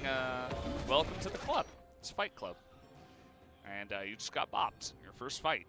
4-on-1, not exactly fair. Now, 5,000 gold ahead is DragonX. This one is all but over. I kind of feel bad for Kuro. Had a pretty good laning phase. And has been pretty impressive on the Zoe, but the Renekton at least wasn't able to get anything really rolling. The bottom lane ended up losing. Yeah, and honestly, that mid-fight, a bit of a... It was sort of like ants funneling in, you know? They just kept giving overkills. The Renekton teleported not to be outdone.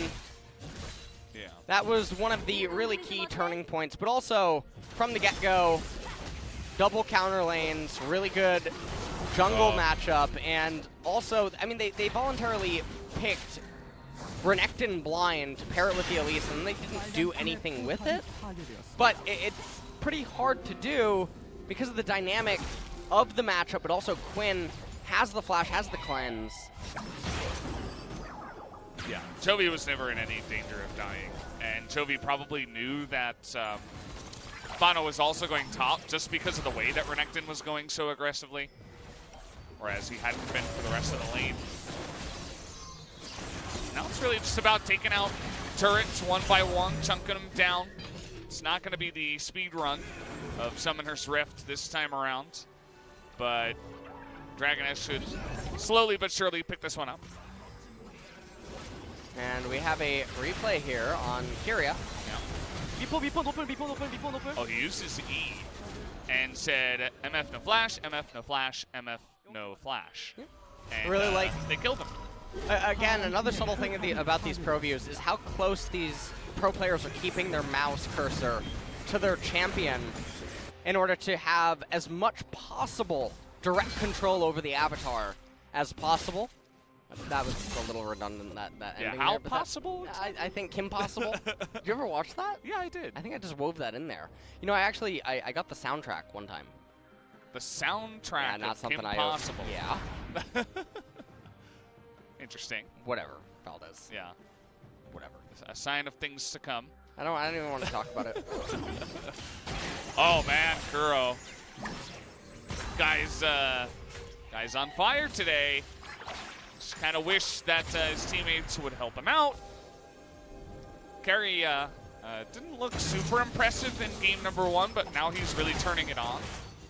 So happy to see that coming on in. And yeah, bonO and SoHwan are just,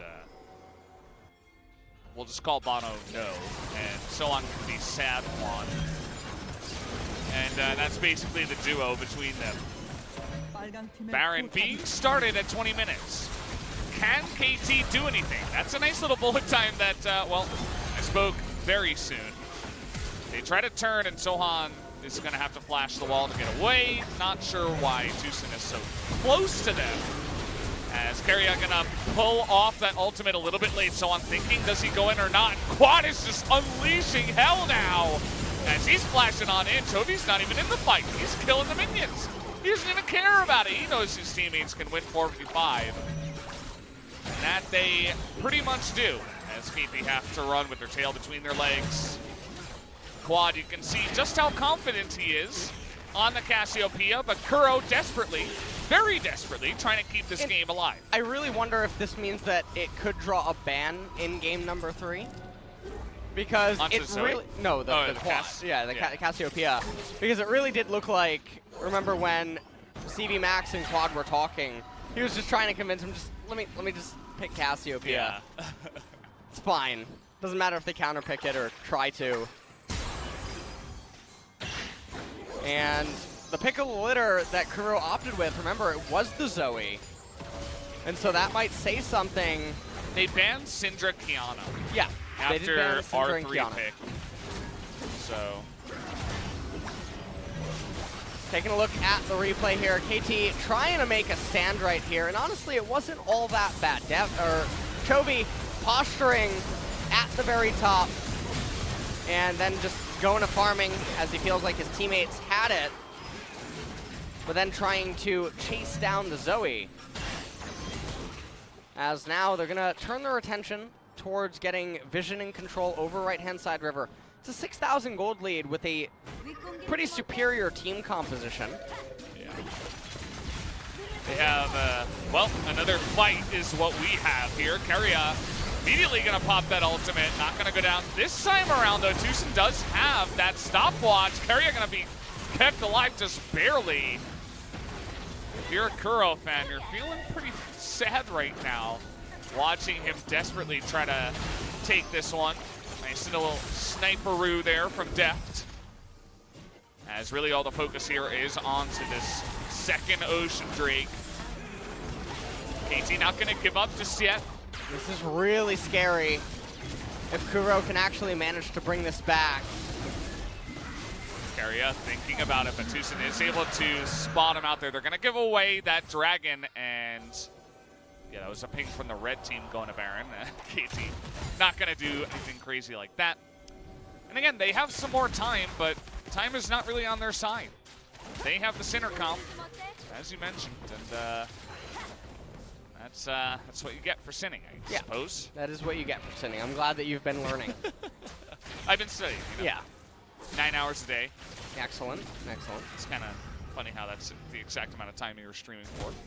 Thank you.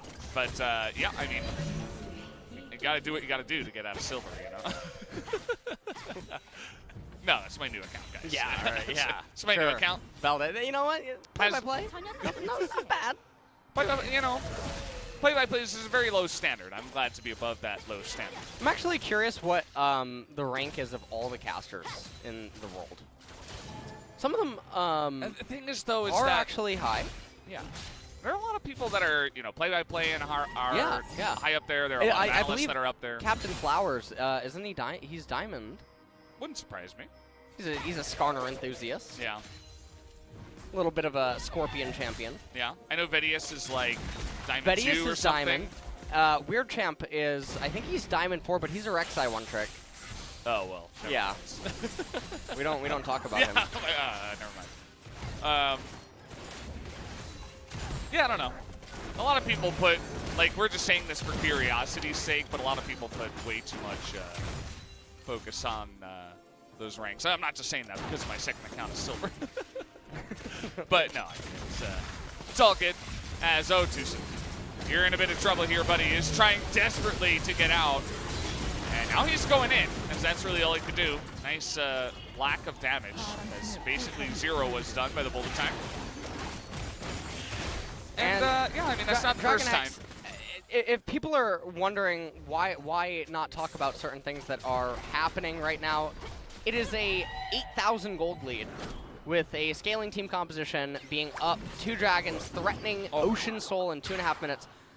Basically, we're just playing ping pong with waves, and even if action is happening like this right here, there's really not all that much that KT can do, and they're trying to contest vision rather than swap for blue trinkets and try to use deductive reasoning to tell when is DragonX on the Baron. One of the problems, though, is that DragonX has 2-man Baron potential, which is really scary. That becomes a lot more difficult to read. And one of the other frustrating things is that Ocean Soul does make it a little bit more awkward inside of KT's blue side jungle because there's more brushes that obscure the vision. Yeah, with the Ocean Rift that we do have here. It does come in. This is kind of sad to watch if you are a SoHwan fan. KT fan. You know, if LCK was best of 1, okay, KT would be the best team. They'd be 2-0. They'd be the best team by far. Who was it that got excited, by the way? Definitely wasn't me. I mean, you saw me when the camera panned to me. I was trying not. You're trying not to, Yeah. not to fall asleep. So that, you know, KT could put on a good showing in game number 2. Well, Who got excited? it was probably Monty. It probably was. Yeah. He's running new shows now in NA. He's doing that. Yeah. What? That's all I had to say. Yeah. Yeah, just yeah. Yeah. Okay. Yep. Yep. Have you seen that emote? Wait, which one? Never mind. Sorry, I'm sorry. I'm a bit of a Twitch yeah, you're boomer. a bit of a boomer. Yeah. You know, I'm not always up to date with the new slang that the kiddos like to use. Haha. TusiN. Okay, this time he's not gonna die at least. He has half of the deaths of his entire team. He's 0 and 6, and the enemy team has 12 kills. All right. It's a little bit overkill right now how much time DragonX is actually needing. And this is a byproduct of the ping pong with the side lanes being overly patient, which is really surprising. And it's actually giving KT opportunities to hit more core items. And so, Quad going to be building Banshee's Veil as his 3rd item, and it looks like he's actually just going to solo Ocean Soul. I don't think I have ever seen a Soul not get contested, by the way. Yeah, this looks kind of awkward. It's like as if Baron could be soloed, obviously. That was like a mating ritual. Yeah. The green dragon and the green snake. That did look kind of intimate. I don't want to know what kind of things you watch. What? Wait a minute. I play a lot of Cassiopeia. I understand. Projectile vomit. Going both ways. Oh no. You probably watched The Exorcist. Oh yeah, favorite movie. Oh no. Big fan. Oh man. Where have we gone? We've gone too far. Science has gone too far. This is what happened. What if Thomas Edison, going back to that, like he invented electricity and then what if he had known if he had just been like, Stop. Kids would just be on the internet talking like this. All right, Deft nearly died. As, well, Leona still has the ability to engage, but Deft will not die. You know what I actually really would have liked to have seen in the previous series is a Ocean Soul Soraka Yumi. Oh, that would- sounds like a lot of fun. That would have been Yeah, extremely fun. It is 2-12 with almost a 10,000 gold lead, by the way. So normally when gold leads like this are hit, it doesn't take this long to end the game, but DragonX are just, they're playing very careful. This is Captain Careful level gameplay. He's like that, the nerdy, unfun version of Captain Flowers. Yeah. Captain Careful. He's Captain like, Careful, yeah. he's not very exciting when he casts games, and he doesn't play Skarner. He plays like Oriana or something. All right. Okay, I can get See where behind I'm going this. with this? Yeah. I see where you're getting. Yeah. You're going with this, yeah. Very safe laner. Oh, coach. Not sure about that one. Looks like he ate a little bit too much of the shrapnel from aiming. This This is a good game we got going on here. Some great League of Legends. I'm really enjoying myself, LS. Let me think of some antonyms to describe the state of this game. Okay. Exciting. I mean, that's Well, probably here we not go. a word you want to use to describe this game. Chovy jumping over the wall is going to find a very sad, very, very sad Kuro. As he's really been the only one that's been doing anything in this game for the side of KT. So DragonX, you mentioned it before, it's Captain Careful over here. Takes 31 minutes to win a game when they're 10,000 gold and ahead. a soul up. Yeah. They're not even going to use Baron. You know what? They don't like it. They're going to get the inhibitors and then they're going to back, buy items, and then go to Baron.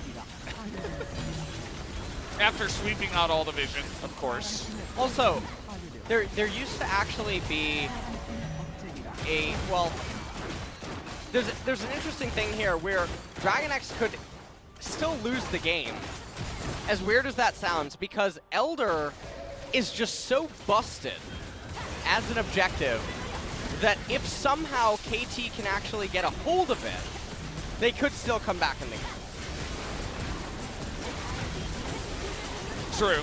DragonX, they're going to take the Baron here. Yeah. They don't end up backing first. As not as Captain Careful as I had imagined. They obviously did not have to go for that. Let's take a look at it. As Alistar gets in there, Leona trying to lock up someone. bonO ends up going down as well shortly after Kuro. And then right here, SoHwan and aiming, just trying to do whatever they can, but honestly, Ocean Soul is just so strong. 30 seconds were the death timers from that replay right there. And the gold lead is almost 12K. So 12K with an Ocean Soul. Yeah. Kind of feels like a solo queue game where your team was struggling, but they got a lead finally, and they're like, okay, let's slowly push down the bottom side. Nobody get out of position. We can do this. And then someone dies anyway. But DragonX, as pros, of course, not going to do that. They will just instead slowly push. The other thing that isn't being talked about here that is also so bizarre as to why is DragonX so unwilling to just dive turrets. Look at the base levels across the board. 3 levels in top lane, 3 levels in jungle, 1 in mid lane that was, I believe, 2. And when you think about that, those are base stats. Those are base armor, base HP, etc. Not just the skill points. Hold on, All right, they finally found a fight here. Bullet time does 0, and KT will do 0 as DragonX Going to push in with the Baron now and not lose anybody on the fight. Good engage from Keria. Finally built up the courage to ask that girl out, and it ends up going well for him. Going to push in. DragonX will win game number 2. 20-2 is the kill score. They absolutely demolished KT. Kind of leave us wondering what happened in game number 1. I'm a little perplexed though, given the edges that they had, all the, just everything in that game, and then how long it ended up taking for them to close. Were they just being that careful because they're nervous about their first series? I'm not really quite sure. Quad obviously doing quite a lot on that Cassiopeia, and Pyosik looking a lot more comfortable in game number 2. Chovy doing things on the Quinn. But what is the draft going to have in store? Because to have that much of an edge out of draft, to have the advantages that you did in early and mid game, and then still the game went like that, and even some of the team fights, some of the DragonX members were actually very low HP. Yeah. And so I don't know who to predict for game number 3, Valdez, but I'm not getting excited. Yeah, I don't know who got excited for game number 1, but obviously some people were feeling pretty excited about that game.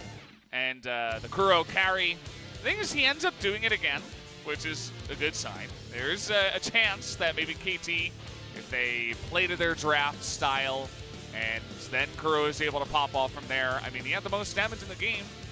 He is playing Zoe, but it does show that even from that far behind, is still able to do a good job on that kind of champion.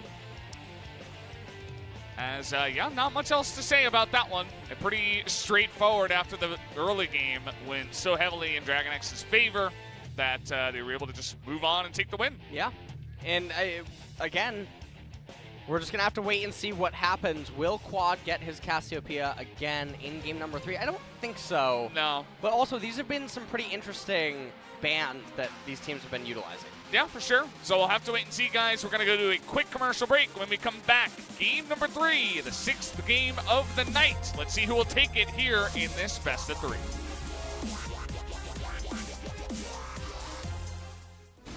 Thank you, TusiN, as always, for that wonderful translation. And after seeing the MVP, you know, right after I gave that vote to Quad, I was like, I don't know, Keria did really have a great game, so good to see him pick that one up.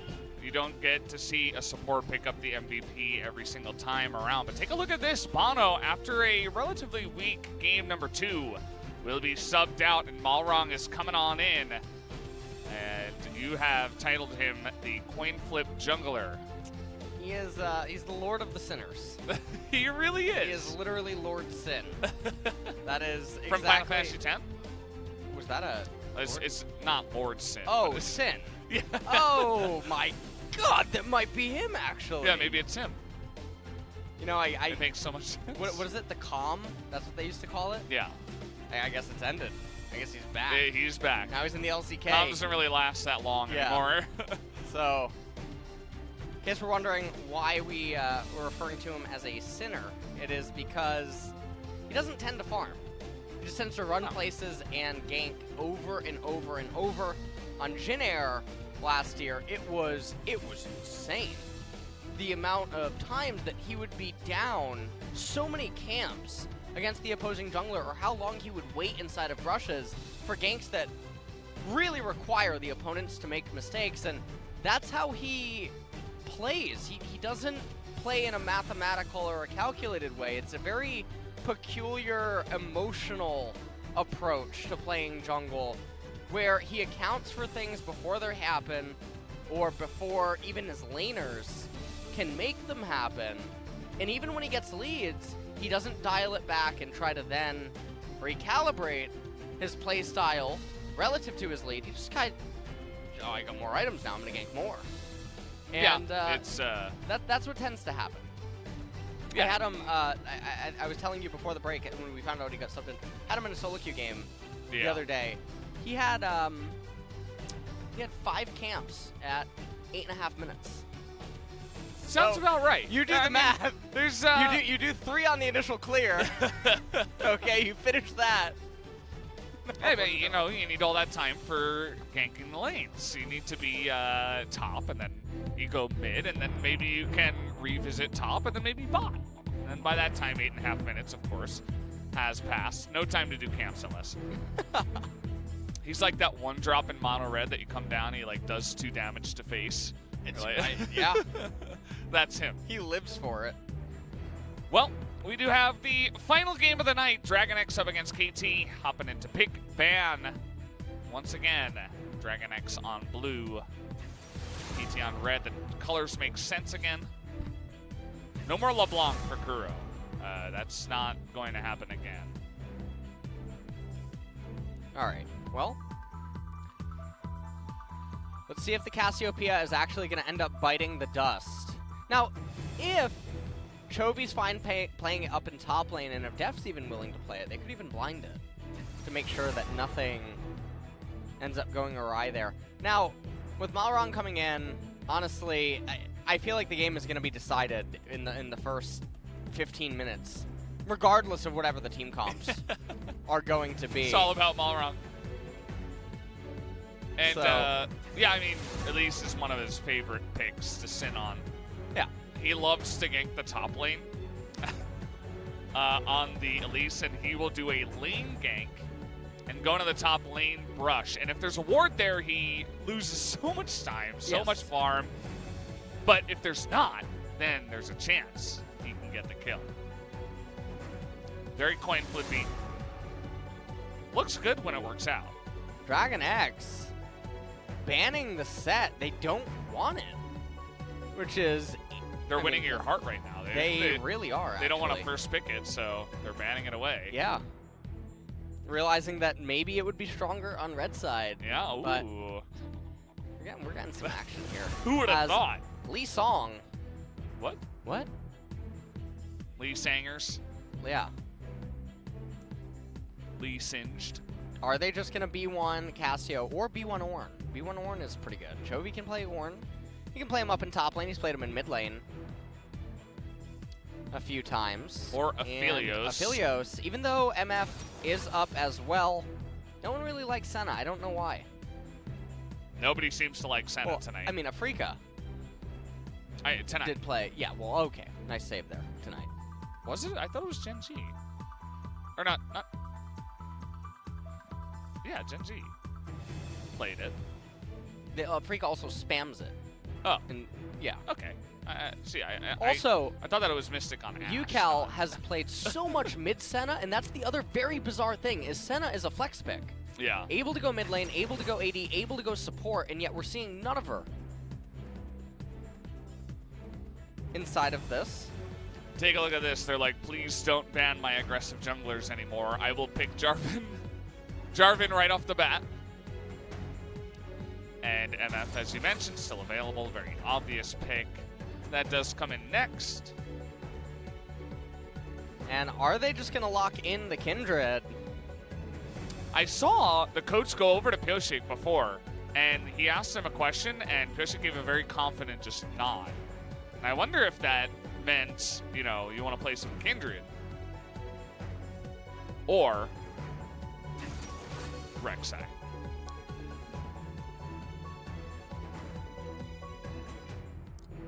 Rek'Sai getting locked in as a vacuum counter to the Jarvan. Nautilus also being hovered right now.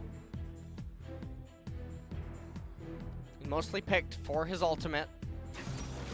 And no, Wow. they're going to do it again. Cassiopeia. And this time, it's not red third pick. It's not R3. Yeah, so and it's going to walk into Yeah. a bit of a rough matchup here. So now the question becomes, can Chovy pilot it up in top lane? yes. And then maybe a Syndra counter pick can end up coming in. Thresh being banned away. Kennen is banned away, which I'm trying to think what that could possibly mean. R-Trox. You need to stop right now. B-Trox. It's T-Rox. The A's are silent. B-Trox is his less successful younger brother. Yeah, that's his. Yeah, that's his forgotten. B-Trox. Yeah. Yeah.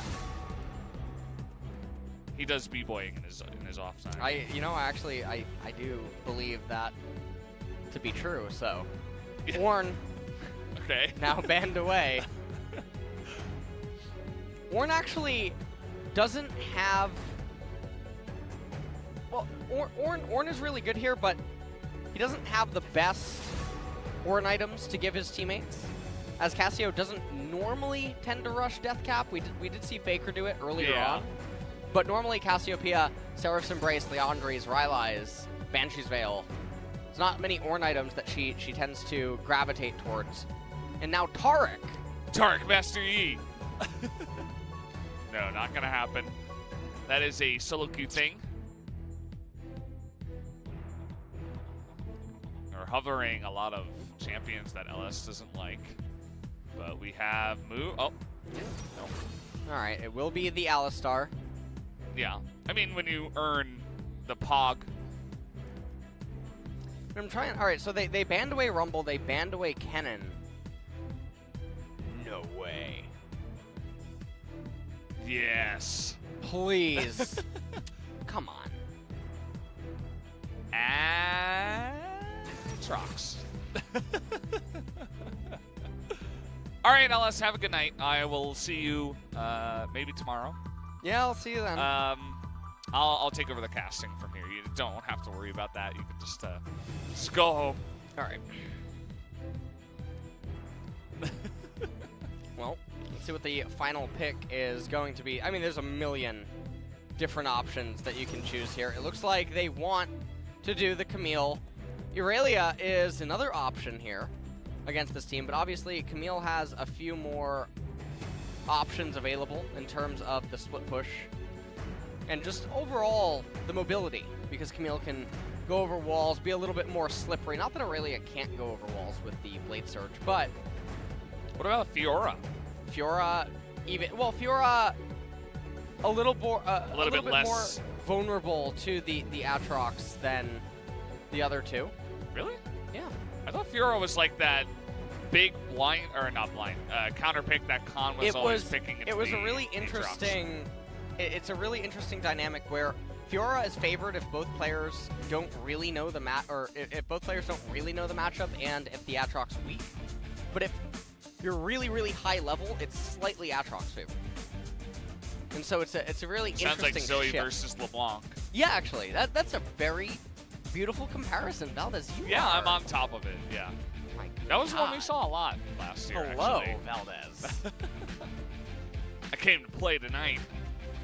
As did Syndra. First game of Syndra coming in here for the night. I do have to mention, I believe it has been played so far at the LCK, but Kuro on a third unique champion in a row has had two great performances in a row, one winning, one losing, but not because of him. So we'll see if he can do it, if TusiN can have a better game on his Leona this time around, and if KT with Malrong new into the jungle here for game 3, All right. can he make a difference? Here is what. All right, so I have. Let me lay out some predictions. Okay, just a couple. Okay. Red into mid or top gank by Jarvan, or Okay, that's extreme. red to blue to bot or mid gank for Jarvan, or blue to red to mid or top gank. So one of those three variants. Okay. I feel like we have above a 50% chance to see. So 3 different variants. Yeah. Above If he does 50%. any 3 camp or 4 camp before doing anything, something's wrong. Yeah. Something has changed. He's been a changed jungler. Correct. I mean, didn't we see him at the Kespa Cup and he kind of did the same thing? Listen. I don't know if he's a changed jungler. And that's kind of what you're saying as well. Also, I don't like that. Well, it's a little bizarre. Kuro, he has minion dematerializer on Syndra, and so opting into the inspiration tree is a bit bizarre. Normally, with electrocute and the sustain and whatnot, you can get so much value out of having the Monoflow band as well as the Gathering Storm or the Transcendence. yes. So I feel like the Electrocute inspiration is much less common. Rune Choice says we are getting a very heavy trade down here. Yeah. You don't often see exhaust used that early on, but Keria. Okay. All right. Okay, LS. It was red straight into mid. There was no hesitation, no krugs or any of that nonsense. How about going for his enemy red and hoping that there's no one here? And, well, the enemy's here. The Sand Gambler lives on. Oh, he won it! The coin flip! We've landed on 0. Big money here for Malron. I'm not gonna make it. We knew what to expect from this guy. He's not disappointing. He is sinning so much right now.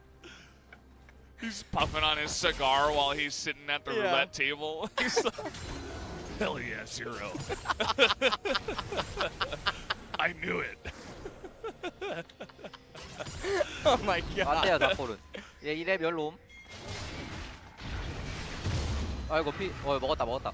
내가 먹었어요. 얘 뭐야, 쓸모 없네? He's saying that he didn't have smite because he got it with the burn. So initially he complained about the HP of the red being left at 5, but then he ended up getting it and he said, okay, I ate it. Yeah, he was very surprised that he was able to get it. It's not his first time at the roulette He's trying to table. gank again. It's not his first rodeo. He's been here before. He didn't have much luck at the roulette table, so now he's moved over to Baccarat. He's in really close proximity to the Raptor camp or the Scuttle Crab. Where do you think he's going? Might be top lane. He's unsure. He's like, he was thinking about going mid, but then he saw Rek'Sai, so he's like, oh, okay. All right, he's on the Golem camp. He's looking good. Finally, he's getting some farm. You want to know something I recently actually discovered on Atrox after some experimentation and having some pros run it. Okay. I do think Trinity Force is the better item on him than Black Cleaver. You can actually... Seems like that's happening a lot. Yeah, so the idea of it, obviously I've talked about it with Set ad nauseum, but in most cases, the enemy... Set? I've talked about it a lot about Set. Oh, okay. Because Set has appeared a I lot. thought you were talking with Set, you know, So, having a conversation. Black Cleaver on targets that are only going to have 80, 90 armor essentially is giving you the same pen as a lethality item in most cases. But Trinity Force, the Spellblade procs, is going to outdeal what the Black Cleaver Shred is going to grant you throughout the extended trade of teamfights, but also if you start fighting other champions. And then all the other stats from the attack speed. Hold on, we might have a solo kill by Chovy, but yeah, the attack speed, the movement speed, everything that the Triforce grants you, it gives you different mix-ups on a lot of the Black Cleaver champions, and it's really, really powerful. And so when we're seeing something like Grasp, which was not common at all, I don't know what else we could maybe see in terms of itemization out of Atrox, because Grasp isn't even that bad here. There is primarily only squishies on the enemy team, except for Tank Jarvan, I would assume, is what Malrong's going to go, that Chovy should be looking to go for. Well, I mean, how much more expensive is Trinity Force over Black Cleaver?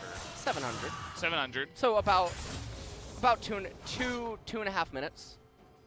Yeah, it's two long swords. Yeah, it's right? not that. Yeah.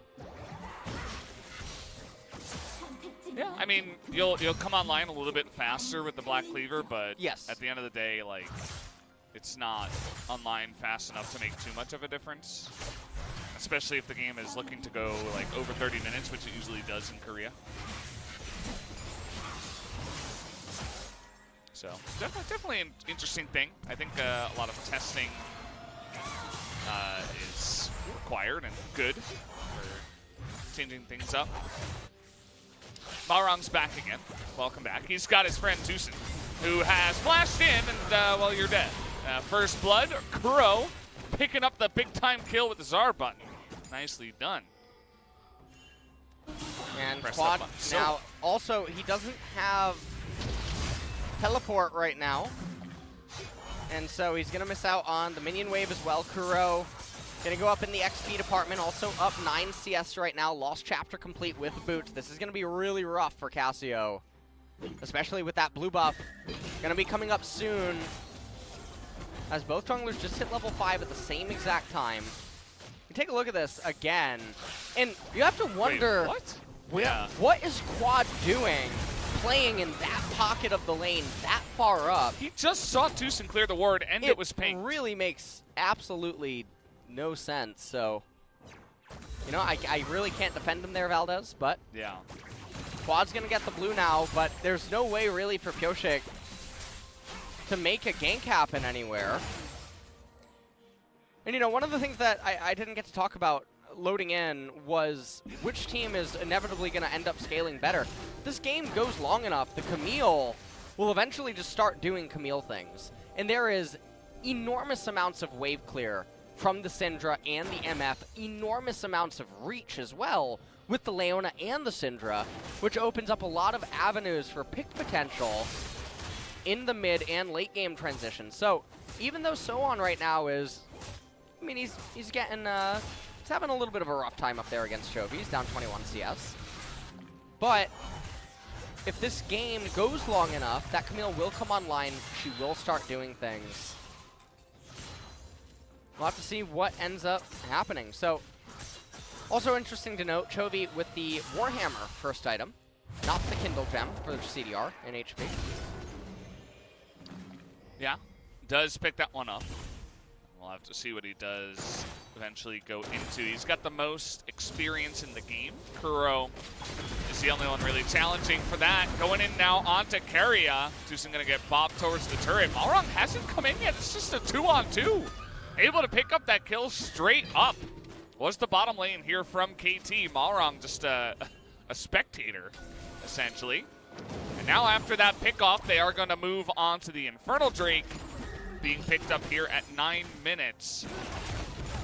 Relatively late, so they do pick this one up here, and KT off to a nice start. They are going to get the Infernal. And the second one of the game is going to be Ocean, which means that we could have a bad news bear. Cloud Soul.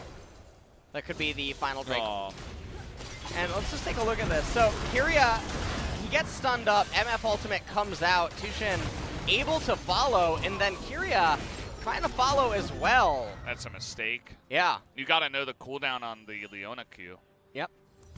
And that's really what got him into, like, he was out of range and he wasn't going to die, but then he moved close enough to get stunned by the Leona Q and get ignited. So that's the only reason why he died.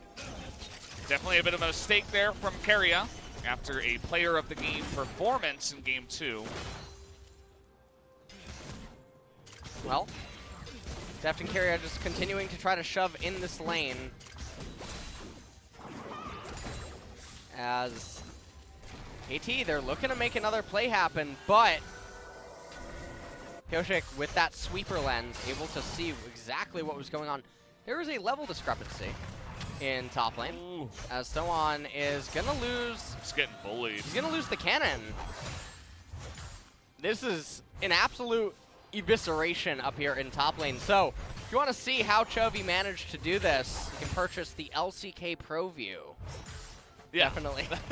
You know, so Is that available to? I do believe it So is everybody? available. So yeah, if you get the LCK Pro View Pass, you too can actually see how Chovy managed to orchestrate this absolute destruction up in the top lane from his perspective.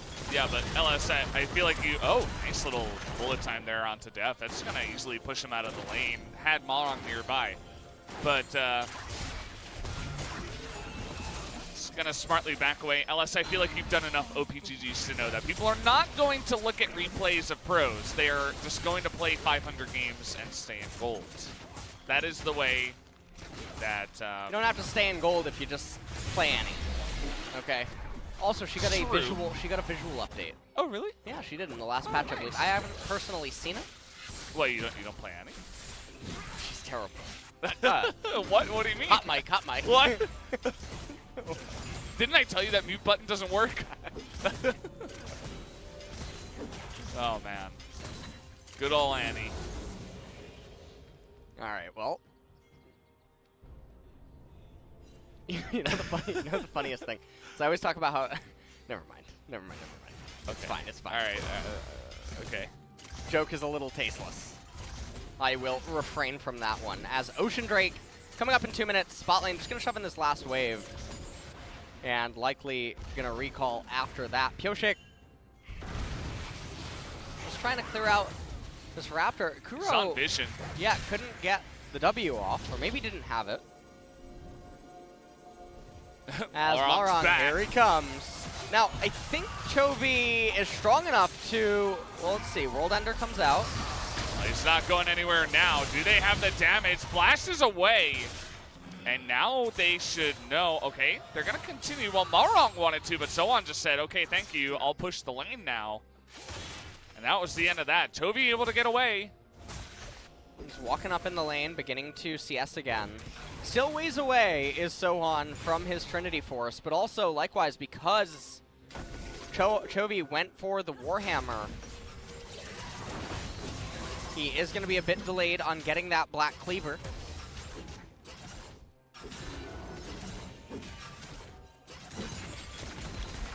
And another interesting thing about this is it's really big that Aatrox was able to get so far ahead of the Camille, because that will stagger how long KT needs to start getting that Camille online, and until she actually becomes a viable win con that they can start actually using. TusiN here going pretty deep. You got Pyosik coming in as well, and he might just bite the dust. Solar flared himself. Maybe that's a bit of symbolism as to how he feels about his play tonight on the Leona. It has not been clean, to say the least. He saw Philios, he was like, I'm going in, and Leona syndrome is quickly becoming a thing that I have said more than once for TusiN tonight. Got him. I really like those. You see Syndra's balls? They look like well, Ghost in Pokemon Blue and Red. Ghost? I think it's Ghost. You know the random encounter in Sabrina's? Oh yeah. Doesn't it look like that? Yeah. I think I just brought everyone back. Lavender Town. Yes. In the building. Okay. Oh yeah. All right. Well, TusiN solar flares himself, maybe thinking that Pyosik would go into it and then get hit. But oh, TusiN. all right. This Quad, time maybe miasma. No. Like this time maybe he's pulling a 400 IQ move. No, that's not it. This is truly a series of the supports. It has, you know, TusiN has made it one. That's for sure. I don't know what else to say. I can't lie to you guys. This is not pretty. I'm gonna start calling him TusiN. You know what I mean? I mean, You get it? yeah. Yeah. Too much sin Fun for us to unintentional, handle. but it really walked right into that one. Yeah. To sin or not to sin. It's a very easy decision for TusiN. And, yeah, I mean, he's definitely the biggest sinner so far in the series. Even more so than Malrong. Yeah, I mean, which is he's- impressive. Like, this is hard to pull off. Malrong is actually keeping up with the enemy jungler in terms of CS, so that is a bit interesting. All right. Good flash there from Kuro, and TusiN decides, okay, now it's my time.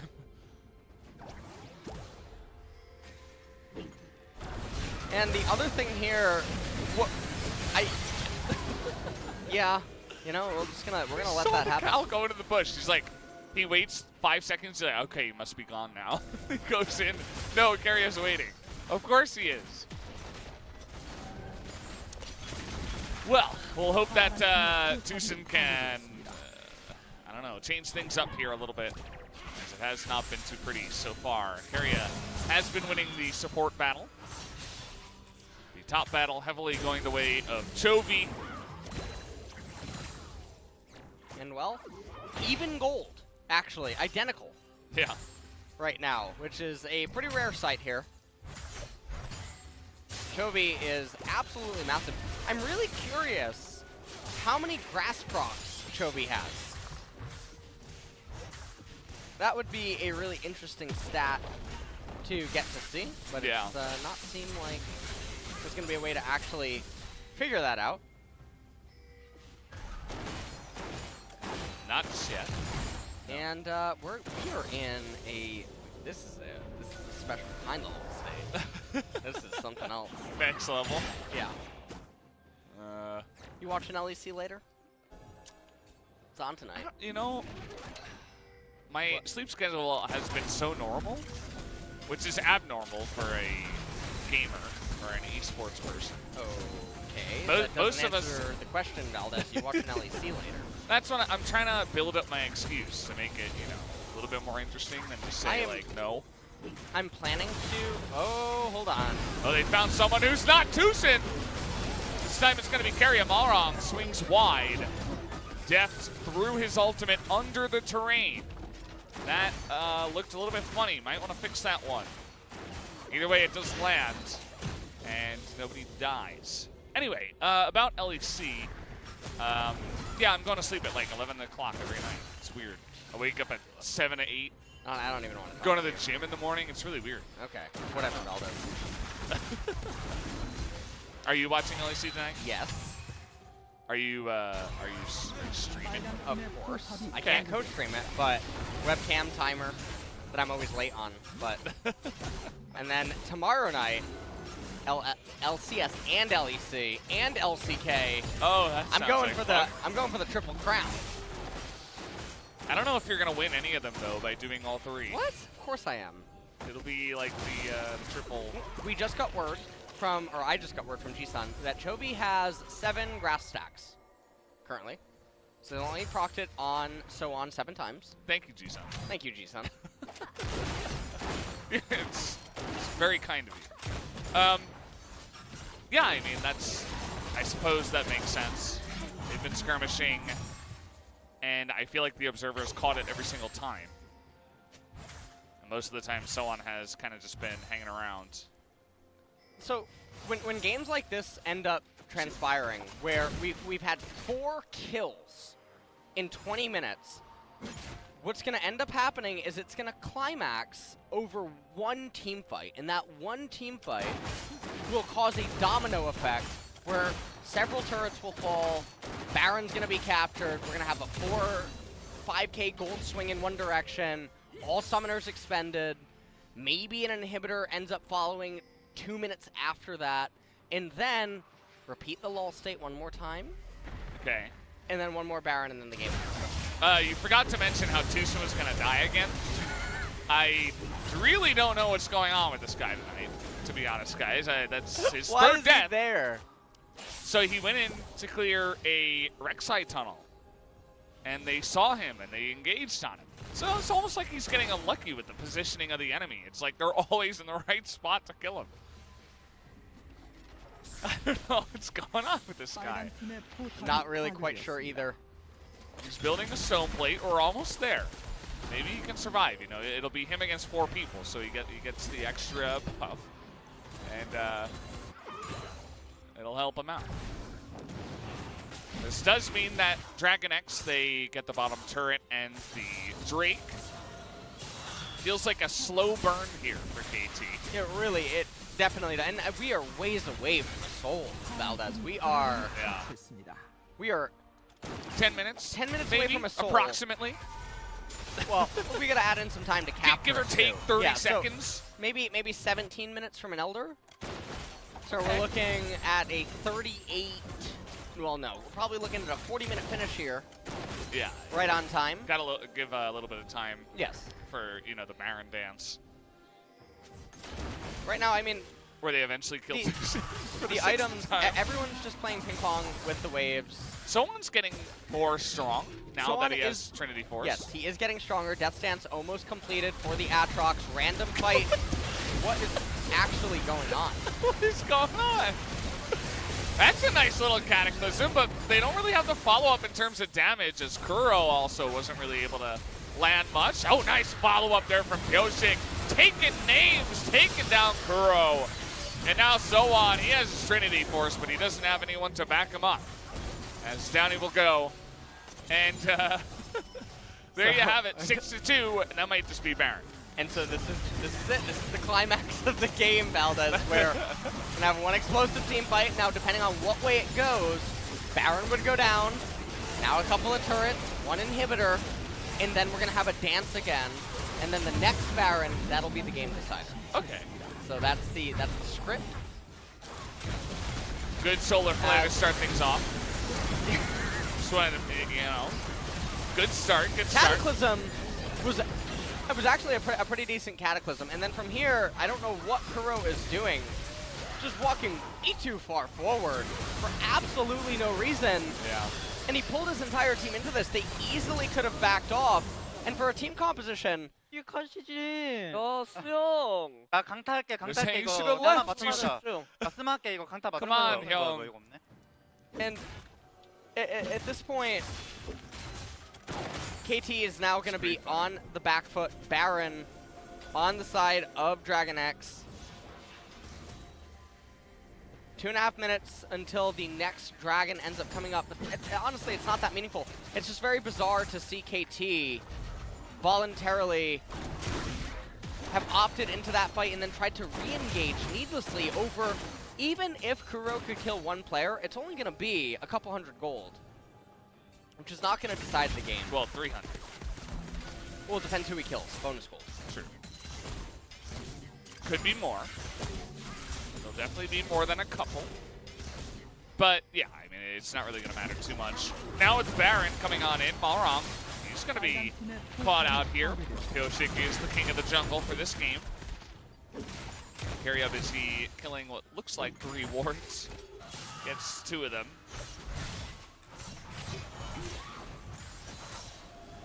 The matchup here up in the top lane has not amounted to any more kills onto SoHwan. Slowly trying to get his items.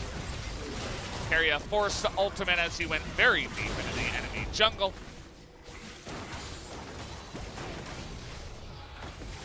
And it's just a slow and steady execution. Leandri's Torment going to be coming in next on Cassiopeia. And Chovy trying to raise this top turret. Flashes out of that engage by SoHwan. Casts the World Ender as well. He looks like a giant moth. Yeah, you said that before. Yeah. He kind of is. Those are supposed to be wings, but they don't. Oh, is this like an ode to the Mothman? Yeah, You must know, be. Mothman prophecies? Yeah. Great. I have no idea what you're talking about. What? You never watched The that movie? Mothman? With Richard Gere? No. No, oh yeah, the Mothman prophecies. Sorry, I missed that one. Yeah. Yeah. Whatever. Yep. Good response time out of Chovy. I mean, he's really on his game up in the top side. Saw them on the wards, and he got out of dodge real quick. And that was the extent of the Baron. So Yeah. 3 turrets ended up being captured. I wonder what it feels like to be a KT fan. You Uh, guys remember Game 1? Yeah, I remember game 1. And then someone got excited. It was looking good. And then someone said they were getting excited. I don't remember who that was. And then it really just turned on its head. I think it was G-Sun. Yeah, it was probably G-Sun. It was probably G-Sun. Thanks, G-Sun. Yeah, I get it. Well, Thanks. 5 seconds now until the Cloud Dragon is up. That'll just be a relatively easy pickup. If KT takes the team fight, they're going to lose the game. And they should acknowledge that it's not the end of the world if they lose one more Cloud Dragon. It's not the soul. Nothing's really going over. They should just bide their time for more core items and not overextend on the map as Keria trying to get onto SoHwan, Yeah. but now KT is forked. Yeah, able to get that position in the mid lane. Not gonna push onto the inhibitor just yet. Waiting on that one. Stun is going to fall short. It's kind of like Chovy boxing out 5 members and then the rest of DragonX just moving in to take out a turret. It's going to be the Cloud Dragon picked up. Mid inhibitor is exposed, which now, depending on lane states, minions on the map, depending on when fights end up taking place, it can just result in the end of the game. Depending on how clean of an ace DragonX could maybe be able to achieve. SoHwan down 2 levels, as he is not going to push this cannon wave. He's valuing the reset. Maybe he has Ravenous Hydra. He does. Also picks up 2 control wards for himself.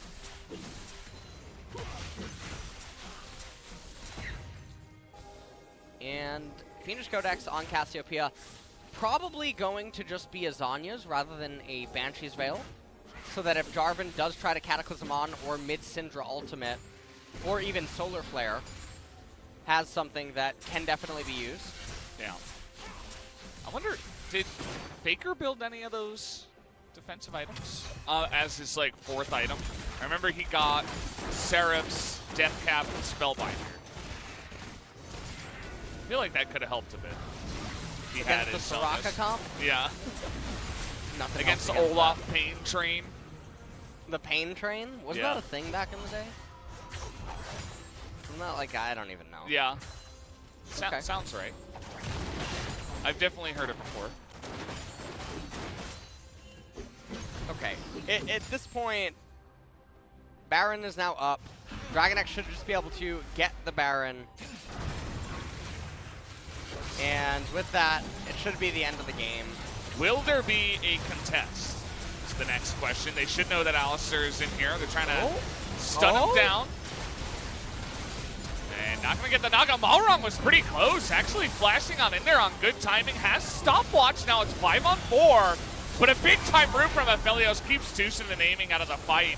And now SoHwan is all alone. Kuro too low on mana. And they cannot follow this up. You can see DragonX looking for more. TusiN is going to go wide there. Pyosik not exactly sure why he flashed to the left. Either way, DragonX able to pick up the Baron. It's a 1-for-1, and they got the jungler. Definitely more valuable than the support in this case. And I wonder if they're actually just going to try to end here? No? The defensive pings end up coming out. And they will just play it super careful. Probably just going to try to go through bot lane now. Maybe do a 1-0-4. As we take a look at this again, Keria, he gets locked up. Oh, looked early from Malrong. Goes into the team. He ends up being brought down. Malrong, like you pointed out, he was really close on the steal. It was a valiant effort. And then the rest of KT just had to hightail it out of there. So in the end, it was a 1-for-1, but Baron... Oh, he was trying to protect Deft, I guess. TusiN was trying to in again. Was what that was. He's like, take me with you. Oh my god. I'm going in. All right, they're going to lock down Chovy here. Kuro's nearby. Didn't look like the stun landed, but they will pick up the kill. It's 700 gold now for SoHwan. If the game goes for another 10 or so minutes, there is still a small chance that KT could pull this one back. They get that big shutdown onto that big moth guy. Forget his name now. Trox. Trox, yeah. Yeah, I forgot. There it is. Yeah. What is your favorite name for him? I like Ayaya Trox. Okay, I like that too. Yeah. That was one of the ones that I was spamming. As Chovy, he just got locked up in the Hextech ultimatum right there, as he even burned his flash at the very end. So yet another potential lull state on the horizon. 30 seconds remaining on the Baron buff. And honestly, this keeps getting scarier and scarier because the champions on KT are getting more valuable as time goes on. Cassiopeia, she does tend to go all the way to 6 items. Now, the question I have for you, Valdez, is if you're in a situation like this, you're looking at the itemization on KT, what boots do you get if you're quad here? What? What? I like the brown bags. Just keep them a whole game. All right. That's my favorite kind of boots on Cassiopeia. You passed. I figured I had to put you to the test one time. It was getting a little bit slow in the game, you know. I just thought you'd test me out a little bit. I appreciate I that. had to check your mental state. Yeah, You know, do a wellness check. Straighten me up just a little bit. Check your posture, by the way. we got a split push coming in here. It's actually working really well for SoHwan. Nobody responded to this for way too long. Now there is the Dragon Soul that will go the way of DragonX. I don't think KT were fooling themselves by thinking they would deny that. SoHwan was able to take out an inhibitor turret on the top side. If you get a big enough wave pushing in and you are able to deny backs from the enemy team, who knows? Push in there and end the game. That's one of the powers of Camille on the split push. And also, Aatrox having the World Ender. I want to see how fast he moves when he ends up casting it, or even Cassiopeia. It's going to be really interesting. As we're taking it slow and steady. I mean, remember, what did I say? I said 38 minutes. Yeah. Would be the, right. Yeah. So we are right on And time. by the way, you're right on time for the Elder. Exactly right. Thank you. Wow. I told you I got really sick and tired of just casting these games blind, so you had to I had open to up steal the script. again, yeah. I haven't used it since G-Sun's summer. going to be so angry. Yeah, she is. Oh, look at this. Trying to wombo combo, and Keria says no. Big time able to win this fight here for DragonX. Gonna pick up a kill now onto TusiN. Balrog not able to flag and drag out. That looks kind of strange, as the flag was pretty close by. Nearly survives the poison there with his nice little shield at the end. Ooh. DragonX. Are they? No. No, not yet. They're waiting. This really feels like one person is constantly dissenting. The way that, you know, it's like they're in an argument with each other. All right, they're just gonna get the top inhibitor. If there were 5 there, I wonder if they could have just zoned them out, but definitely the safer play to come up top, Yes. take this down, go take Baron. Wait for Baron. Yeah. I mean, they read the script too, and nobody's really deviating. Oh, wait. Hold on. Wait. TusiN's up. TusiN's up. Oh. And apparently, the inhibitor's up again, so they're going to take this one out too. So that's what they were waiting for. If I had looked at my handy inhibitor timers down there on the bottom right above the mini-map. Yeah, and those are actually really good times to have them go down. It's not like, Yeah. you know, it's not like one is about to respawn and then the other just got taken, because that makes it a lot easier to defend from. But when you have 2 coming in at the same exact time, it's obviously a lot more pressure. But in the same sense, it's also a lot more relief if you are KT and you do manage to make it the full duration. It feels a lot better when both respawn at the same time. Lets you juggle the side lanes a lot better. Take a look at this replay. The bullet time gets told to shut up real quick as Keria dives on in there. TusiN is, I mean, something is going on this game, I'll tell you that much. Yeah, it's... You know what TusiN is an anagram for? What's that? Int us. No! Oh no! I just, The poor guy, you just you just ended him right there. How could you? Int us. I mean, it was in his name the whole time. How didn't we see it? oh man. Bod's being jumped on here. And he's still got Sonya's. There it is. Waits until the last second. And he is going to go down in the end anyway, but it's a 1-for-1. TusiN dies again. Bullet time desperately. And that is not going to work out for the side of KT. They're too far behind. They're up against that Cloud Soul. A bunch of fast boys now pushing on in to end the game here. 13-5 might be our ending score, unless SoHwan wants to help us out here and push it on in. Well, he's going to try to get away there at the end. And that should be the end of game 3 of the series. DragonX gonna take a while to take this one out, but they will take down KT in 3 games. As, yep. There you go, GG. Well done. DragonX came out a bit slow. They are a young team, keep in mind, guys, so they're not the most incredibly experienced. There will be some hiccups along the way. And, I mean, if you're DragonX, you can feel good about the win, but there's definitely a lot to work on. Very clearly, they take a very long time to win in advantageous states of the game. And fortunately for them here today, they had Chovy in the top lane, and he did a really good job lane kingdoming SoHwan both games. Quad getting his Cassiopeia 2 games in a row. Some very peculiar positioning in game number 2 led to him dying at that one point. Questionable game 1 draft, although it wasn't that bad. It's just they didn't play to anything that it was designed to do and couldn't achieve it. And so in that regard, definitely a bit interesting. But they managed to bring it back, game 2 and game 3. But still much to be desired, as this series alone did not quite live up to the hype or expectation that I think many people had for the DragonX roster, but it's only week 1. Still a lot of time. Wow. Pyosik is looking pretty embarrassed, thinking about what kind of pose to do. And now he's like, I've had enough.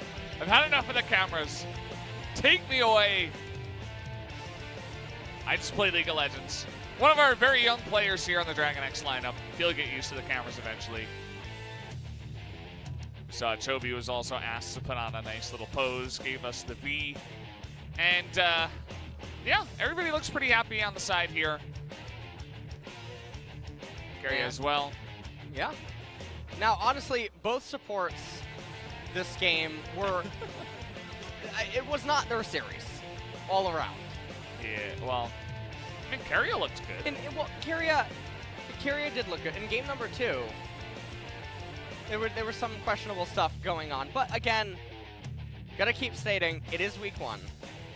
And this roster is really new and thrown together. Deft now playing with a new support. Yeah. Chovy playing top lane when it's normally the mid laner. Quad coming in. And Pyosik, his debut here in LCK, keeps doing poses or something. I don't know. Keeps doing this wink and nod thing. Cameras are loving him. And KT now, they're going to start, though, their week 1 down 0-2. Both went to 3 games, though, and had it been best of 1, KT would be 2-0. Yeah. So, fortunately, it's not best of 1. Yeah. I do not like best of 1, but KT does. I'm sure Kuro would as well. Absolutely bopped face in game 1. We take a look. This was where Quad was up so good in about the beginning. 400 range too much on the right side of the lane. Yeah. And I remember when TusiN roamed for a nice timing the mid lane and came down to the bottom side, got a great 2-on-2 kill. This was the solar flare. And then he's A like... true light flash before your eyes. Yeah. He's... Right after that happened, he's like, get me out of this game. And, well, this is just the highlights of this game again. This was Kuro. He had vision. He not only did he have vision, this was the point where I basically said that even if you get a few hundred gold, it's not as valuable as just ensuring that nothing can go wrong. Yes. This was the Baron that Malrong almost managed to steal. And honestly, credit to him this game. He was much more controlled, and for all of his lanes basically bleeding, he actually managed to stay relatively stable this time around, even though he was sinning in the beginning. Yeah, he was. He definitely had his hand in the cookie jar and his foot. Oh. I don't know where that goes, but it's a big jar. It's a lot of cookies. He's going for them. Well, I mean, he got a couple, but by the end of it all, not really much he could do. Jarvan players know. You be in this spot where your team's behind. You engage, you die. You don't engage, you're useless. 미드라인 더, 미드라인 더. 미드로 끝낼래? 미드로 끝낼래? 미드로 끝낼래? 가자. Mid. 진짜. 아, 진짜요. 아, 생각이 너무 잘했어. 아 진짜 미안하다. 아, Quad is like, I'm really 나이스. sorry. 나 때문에 미안하다 그동안. 아 근데 초반에 그 바텀 쪽으로 Or, you 갈 know, 걸 그랬다. 야 이거 that 집중해서 time 끝내자, where I 일단. was kind of hinting 터치자. in the game. Suppose that's the early game where he was very out of position a couple of times. Chovy able to take most damage in the game. I believe he won the majority of the MVP votes on top of it all. yeah, Chovy had a phenomenal performance here tonight, so definitely really nice to see him up there in the top lane. It would be really exciting, actually, to see Chovy up in top lane go against the Elite Three, because we all know that Red's the real final boss. Yes, yes. You know, so. Red from Pokemon. And, I mean, he looked good against SoHwan, but at the end of the day, Pyosik is going to pick up the MVP here. And, you know, you guys remember this moment where he found TusiN? That was a good moment. I remember that moment. How about this moment where he found TusiN after Keria engaged? Oh, look at that knockup! Wow, great job there. Big fan. Oh, he knocked him up again. Good. And yeah, that's what we get to see from Pyosik's MVP, or sorry, his POG, his play of the game. And yeah, well voted, guys, well voted. So we'll be hearing from Pyosik on the stage. We'll see what he has to say very quickly here, as he will be alongside of Keria. Can't believe I forgot. Great game on the Alistar there in game number 2.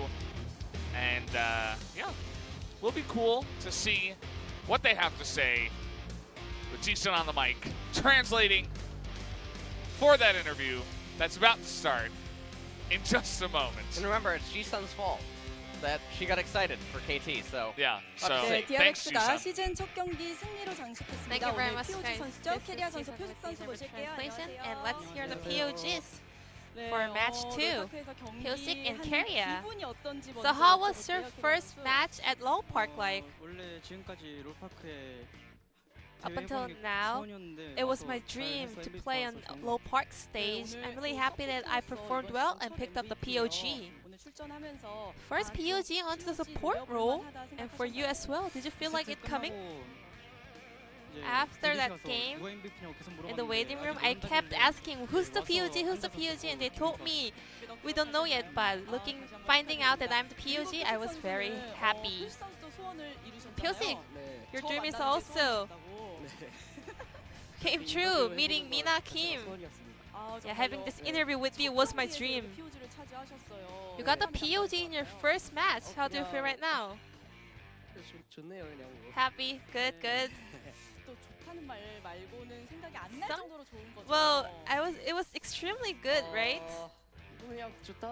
Yeah, I mean, that's all I can say. It's good.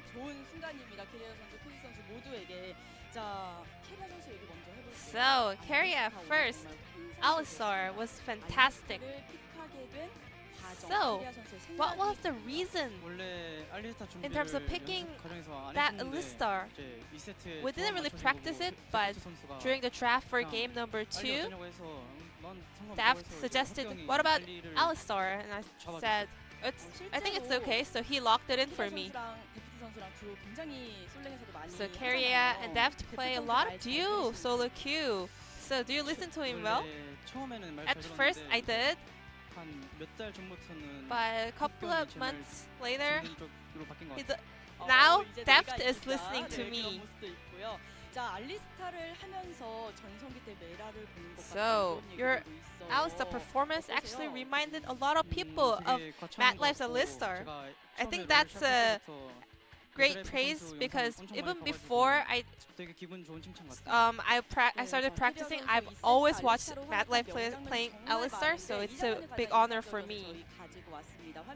So we have this highlight over here. So you kept your eyes on MF throughout the whole game number 2. We had a really nice comp in game number 2, so I always did my best to cancel the MF ult. Was that easy? Well, I was able to pull it off really well. 선수는 3세트에 리신 저격전을 Pyosik. 당했어요. 뿌듯하셨나요? They just target banned your Lee Sin. Well, I really practiced it a lot, and I'm really confident with my Lee Sin, so I was really proud of myself at that moment. 동의하지 않으실 수도 있지만 이제 시청자분들이 표식이 So, 상대적으로 렉사이는 좀 선호하지 않는 것 some 같다 이렇게 people 느꼈거든요. say Pyosik is not really good at Rek'Sai compared to other champs. Well, that's part of my strategy because I only play Kindred, Lee Sin, and Nidalee. Other people would think that overlook other champions in my champion pool, so that was part of my plan. 말씀해주셨고요. 자 그리고 쿼드 미드, 초비 탑, Quad 조합이 아마 on mid and 정글러로서 Chovy on top. 많이 해본 그런 구도가 아니었지 않을까 싶어요. Maybe that might not be familiar with you as a jungler. 첫 번째 세트 때그 So in game number 1, Lyra said that 팀적인 픽을 했다가 DRX 망해가지고 went with very teamwork-wise draft. So after losing that game, game number 2, DRX started to go with the comfort picks and the picks they're really good at, and that is really true. He got it right. 좀 아쉽긴 했는데 Not 그래도 like I'm not 나쁘진 fully 않았던 것 satisfied, 같아요. but it wasn't bad at all. 피지컬로 이긴 것 같아가지고 I think we won with our mechanics. 피지컬이 정말 뛰어났다는 생각이 들었습니다. 뱀픽 단계에서 킨드를 올려놓는 In the 모습도 pick and ban 나왔는데요. phase. 네, 조만간 기대해 You 봐도 hovered 될까요? Kindred. Are we gonna see it 저는 soon? 항상 그 킨드레드 각이 나오면 Whenever I see the Kindred angle, I'm always ready. 기대해 보셔도 될 것 같습니다. So 알겠습니다. 기대하도록 you can be 하겠습니다. excited 조금 for 전에 surprise 표식 Kindred 선수가 pick. 얘기했던 대로 캐리아 선수 좀 나이도 어리고 Keria, 피지컬도 you guys are 일반인들이 so young 탑이잖아요. with great 오늘 mechanics. 실제로 경기할 때 이 세 명의 선수 중에 가장 긴장한 선수가 So who was 표식 the most 선수였던 nervous 것 같아요. player? 일단 표식 선수가 I think Pyosik. 잘 때부터 계속 그래가지고 Even before going to bed last night, he was so 표식 nervous. 선수는 어떤 점이 가장 떨렸어요? What 이곳에 made you 오는 거, so nervous? 팬이라는 거, 저를 만나는 거, Coming to 여러 the 가지 stage or 있는데 interviewing with me. 일단 모든 요소가 Maybe 말씀하신 대로 every 맞는 것 factor. 같고, 근데 하다가 이제 그냥 레드 치고 있는데 Well, 굉장히 I was just like camping my red, and then I felt more comfortable. Well, before I started the game, I was really nervous, but going into game, playing, jungling around my camp made me feel comfortable. 포텐을 제대로 터뜨리면서 POG So 가져갔습니다. two young guns picked up the POG. So what's your 이번 goal 시즌 for the 목표는 split? 일단 당연히 우승이고 Of course, 서포트 winning 저쪽이 LCK, 제일 잘하는 게 목표입니다. and I want to become the best support of all. 한채 봇이 되겠다. You wanna be 네, the 캐리아 best 선수의 support in 각오 잘 LCK? 들어봤습니다. Okay. 우리 표식 선수는요? And Pyosik, 저도 같은 마음으로 이제 Same. 한체정 먹는 것과 I want to be the 그리고 이제 best 로얄로더 jungler in LCK, and I want to walk the royal road in LCK. 엄청납니다. 저도 어린 시절이 막 생각나기도 하고요. I can feel the young spirit from the rookie 정말 players. So 축하드리고요. once again, congratulations 들어가서 on the 축하 win. 많이 받으시길 바라겠습니다. And this will wrap up the 감사합니다. interview with Pyosik Keria from DRX. I'm gonna pass it back to our casters. Thank you. Thank you, Ji-sun, as always, for the wonderful translation there. Good to hear from the two younger guys on the lineup, getting up on stage in the LCK arena. Too bad that the crowd couldn't come down to support them this time around, but no doubt that the DragonX members are going to be up there on that MVP, or rather POG stage, I suppose you can call it, a bunch more times. Yeah. No doubt on this. Well, I had a lot of fun being back casting with you Yeah, here today, it's Valdez, good. and I'm looking forward to tomorrow's games as well. And I just want to say to conclude the night, I love Soraka. Yeah. Okay, so I mean, that's what LS stands for, right? Love actually Soraka. love Soraka, yeah, Yep. Love set. exactly. First pick on blue side. Yeah, literally set. Yeah, I mean, you literally know. set. Yeah, that's you. Yeah, but it was another 6-game day. What do you think about tomorrow? 6 games? I have let had. me just tell Stop. you the games once again. This is It's, my second night in a week ending past midnight. Yeah. Okay, Well, Take a we're look getting at- close. We're getting very close. my Trains are throat shutting is down. getting destroyed right now. Subways are shutting down. We need to get some throat coat for our analysts because God knows that me and Atlas can't do analysis. That would never happen. Freak up on top. You guys see that DragonX move into that left side column alongside Homolife. That might be a surprise Tomorrow- after they take the win. This is gonna be. I am thinking it's just gonna be a massive slaughter where Yeah, you we think saw what happened in APK's previous series against Sandbox, and I mean DOM1, they're probably just going to do the same exact thing. So APK, I think, are the massive underdogs against DOM1, and then the next series of the night, that one is going to be much closer and much more exciting to watch. Yeah. And I think that we're going to get a lot of questions answered about, well, what did their first series actually mean? For both of them. Yeah. For both the teams, for sure. I mean, Genji looking pretty good. Griffin also, you know, looking better up against Afrika. But either way, guys, that's going to do it for us. We will see you tomorrow for more LCK 2020. Until then,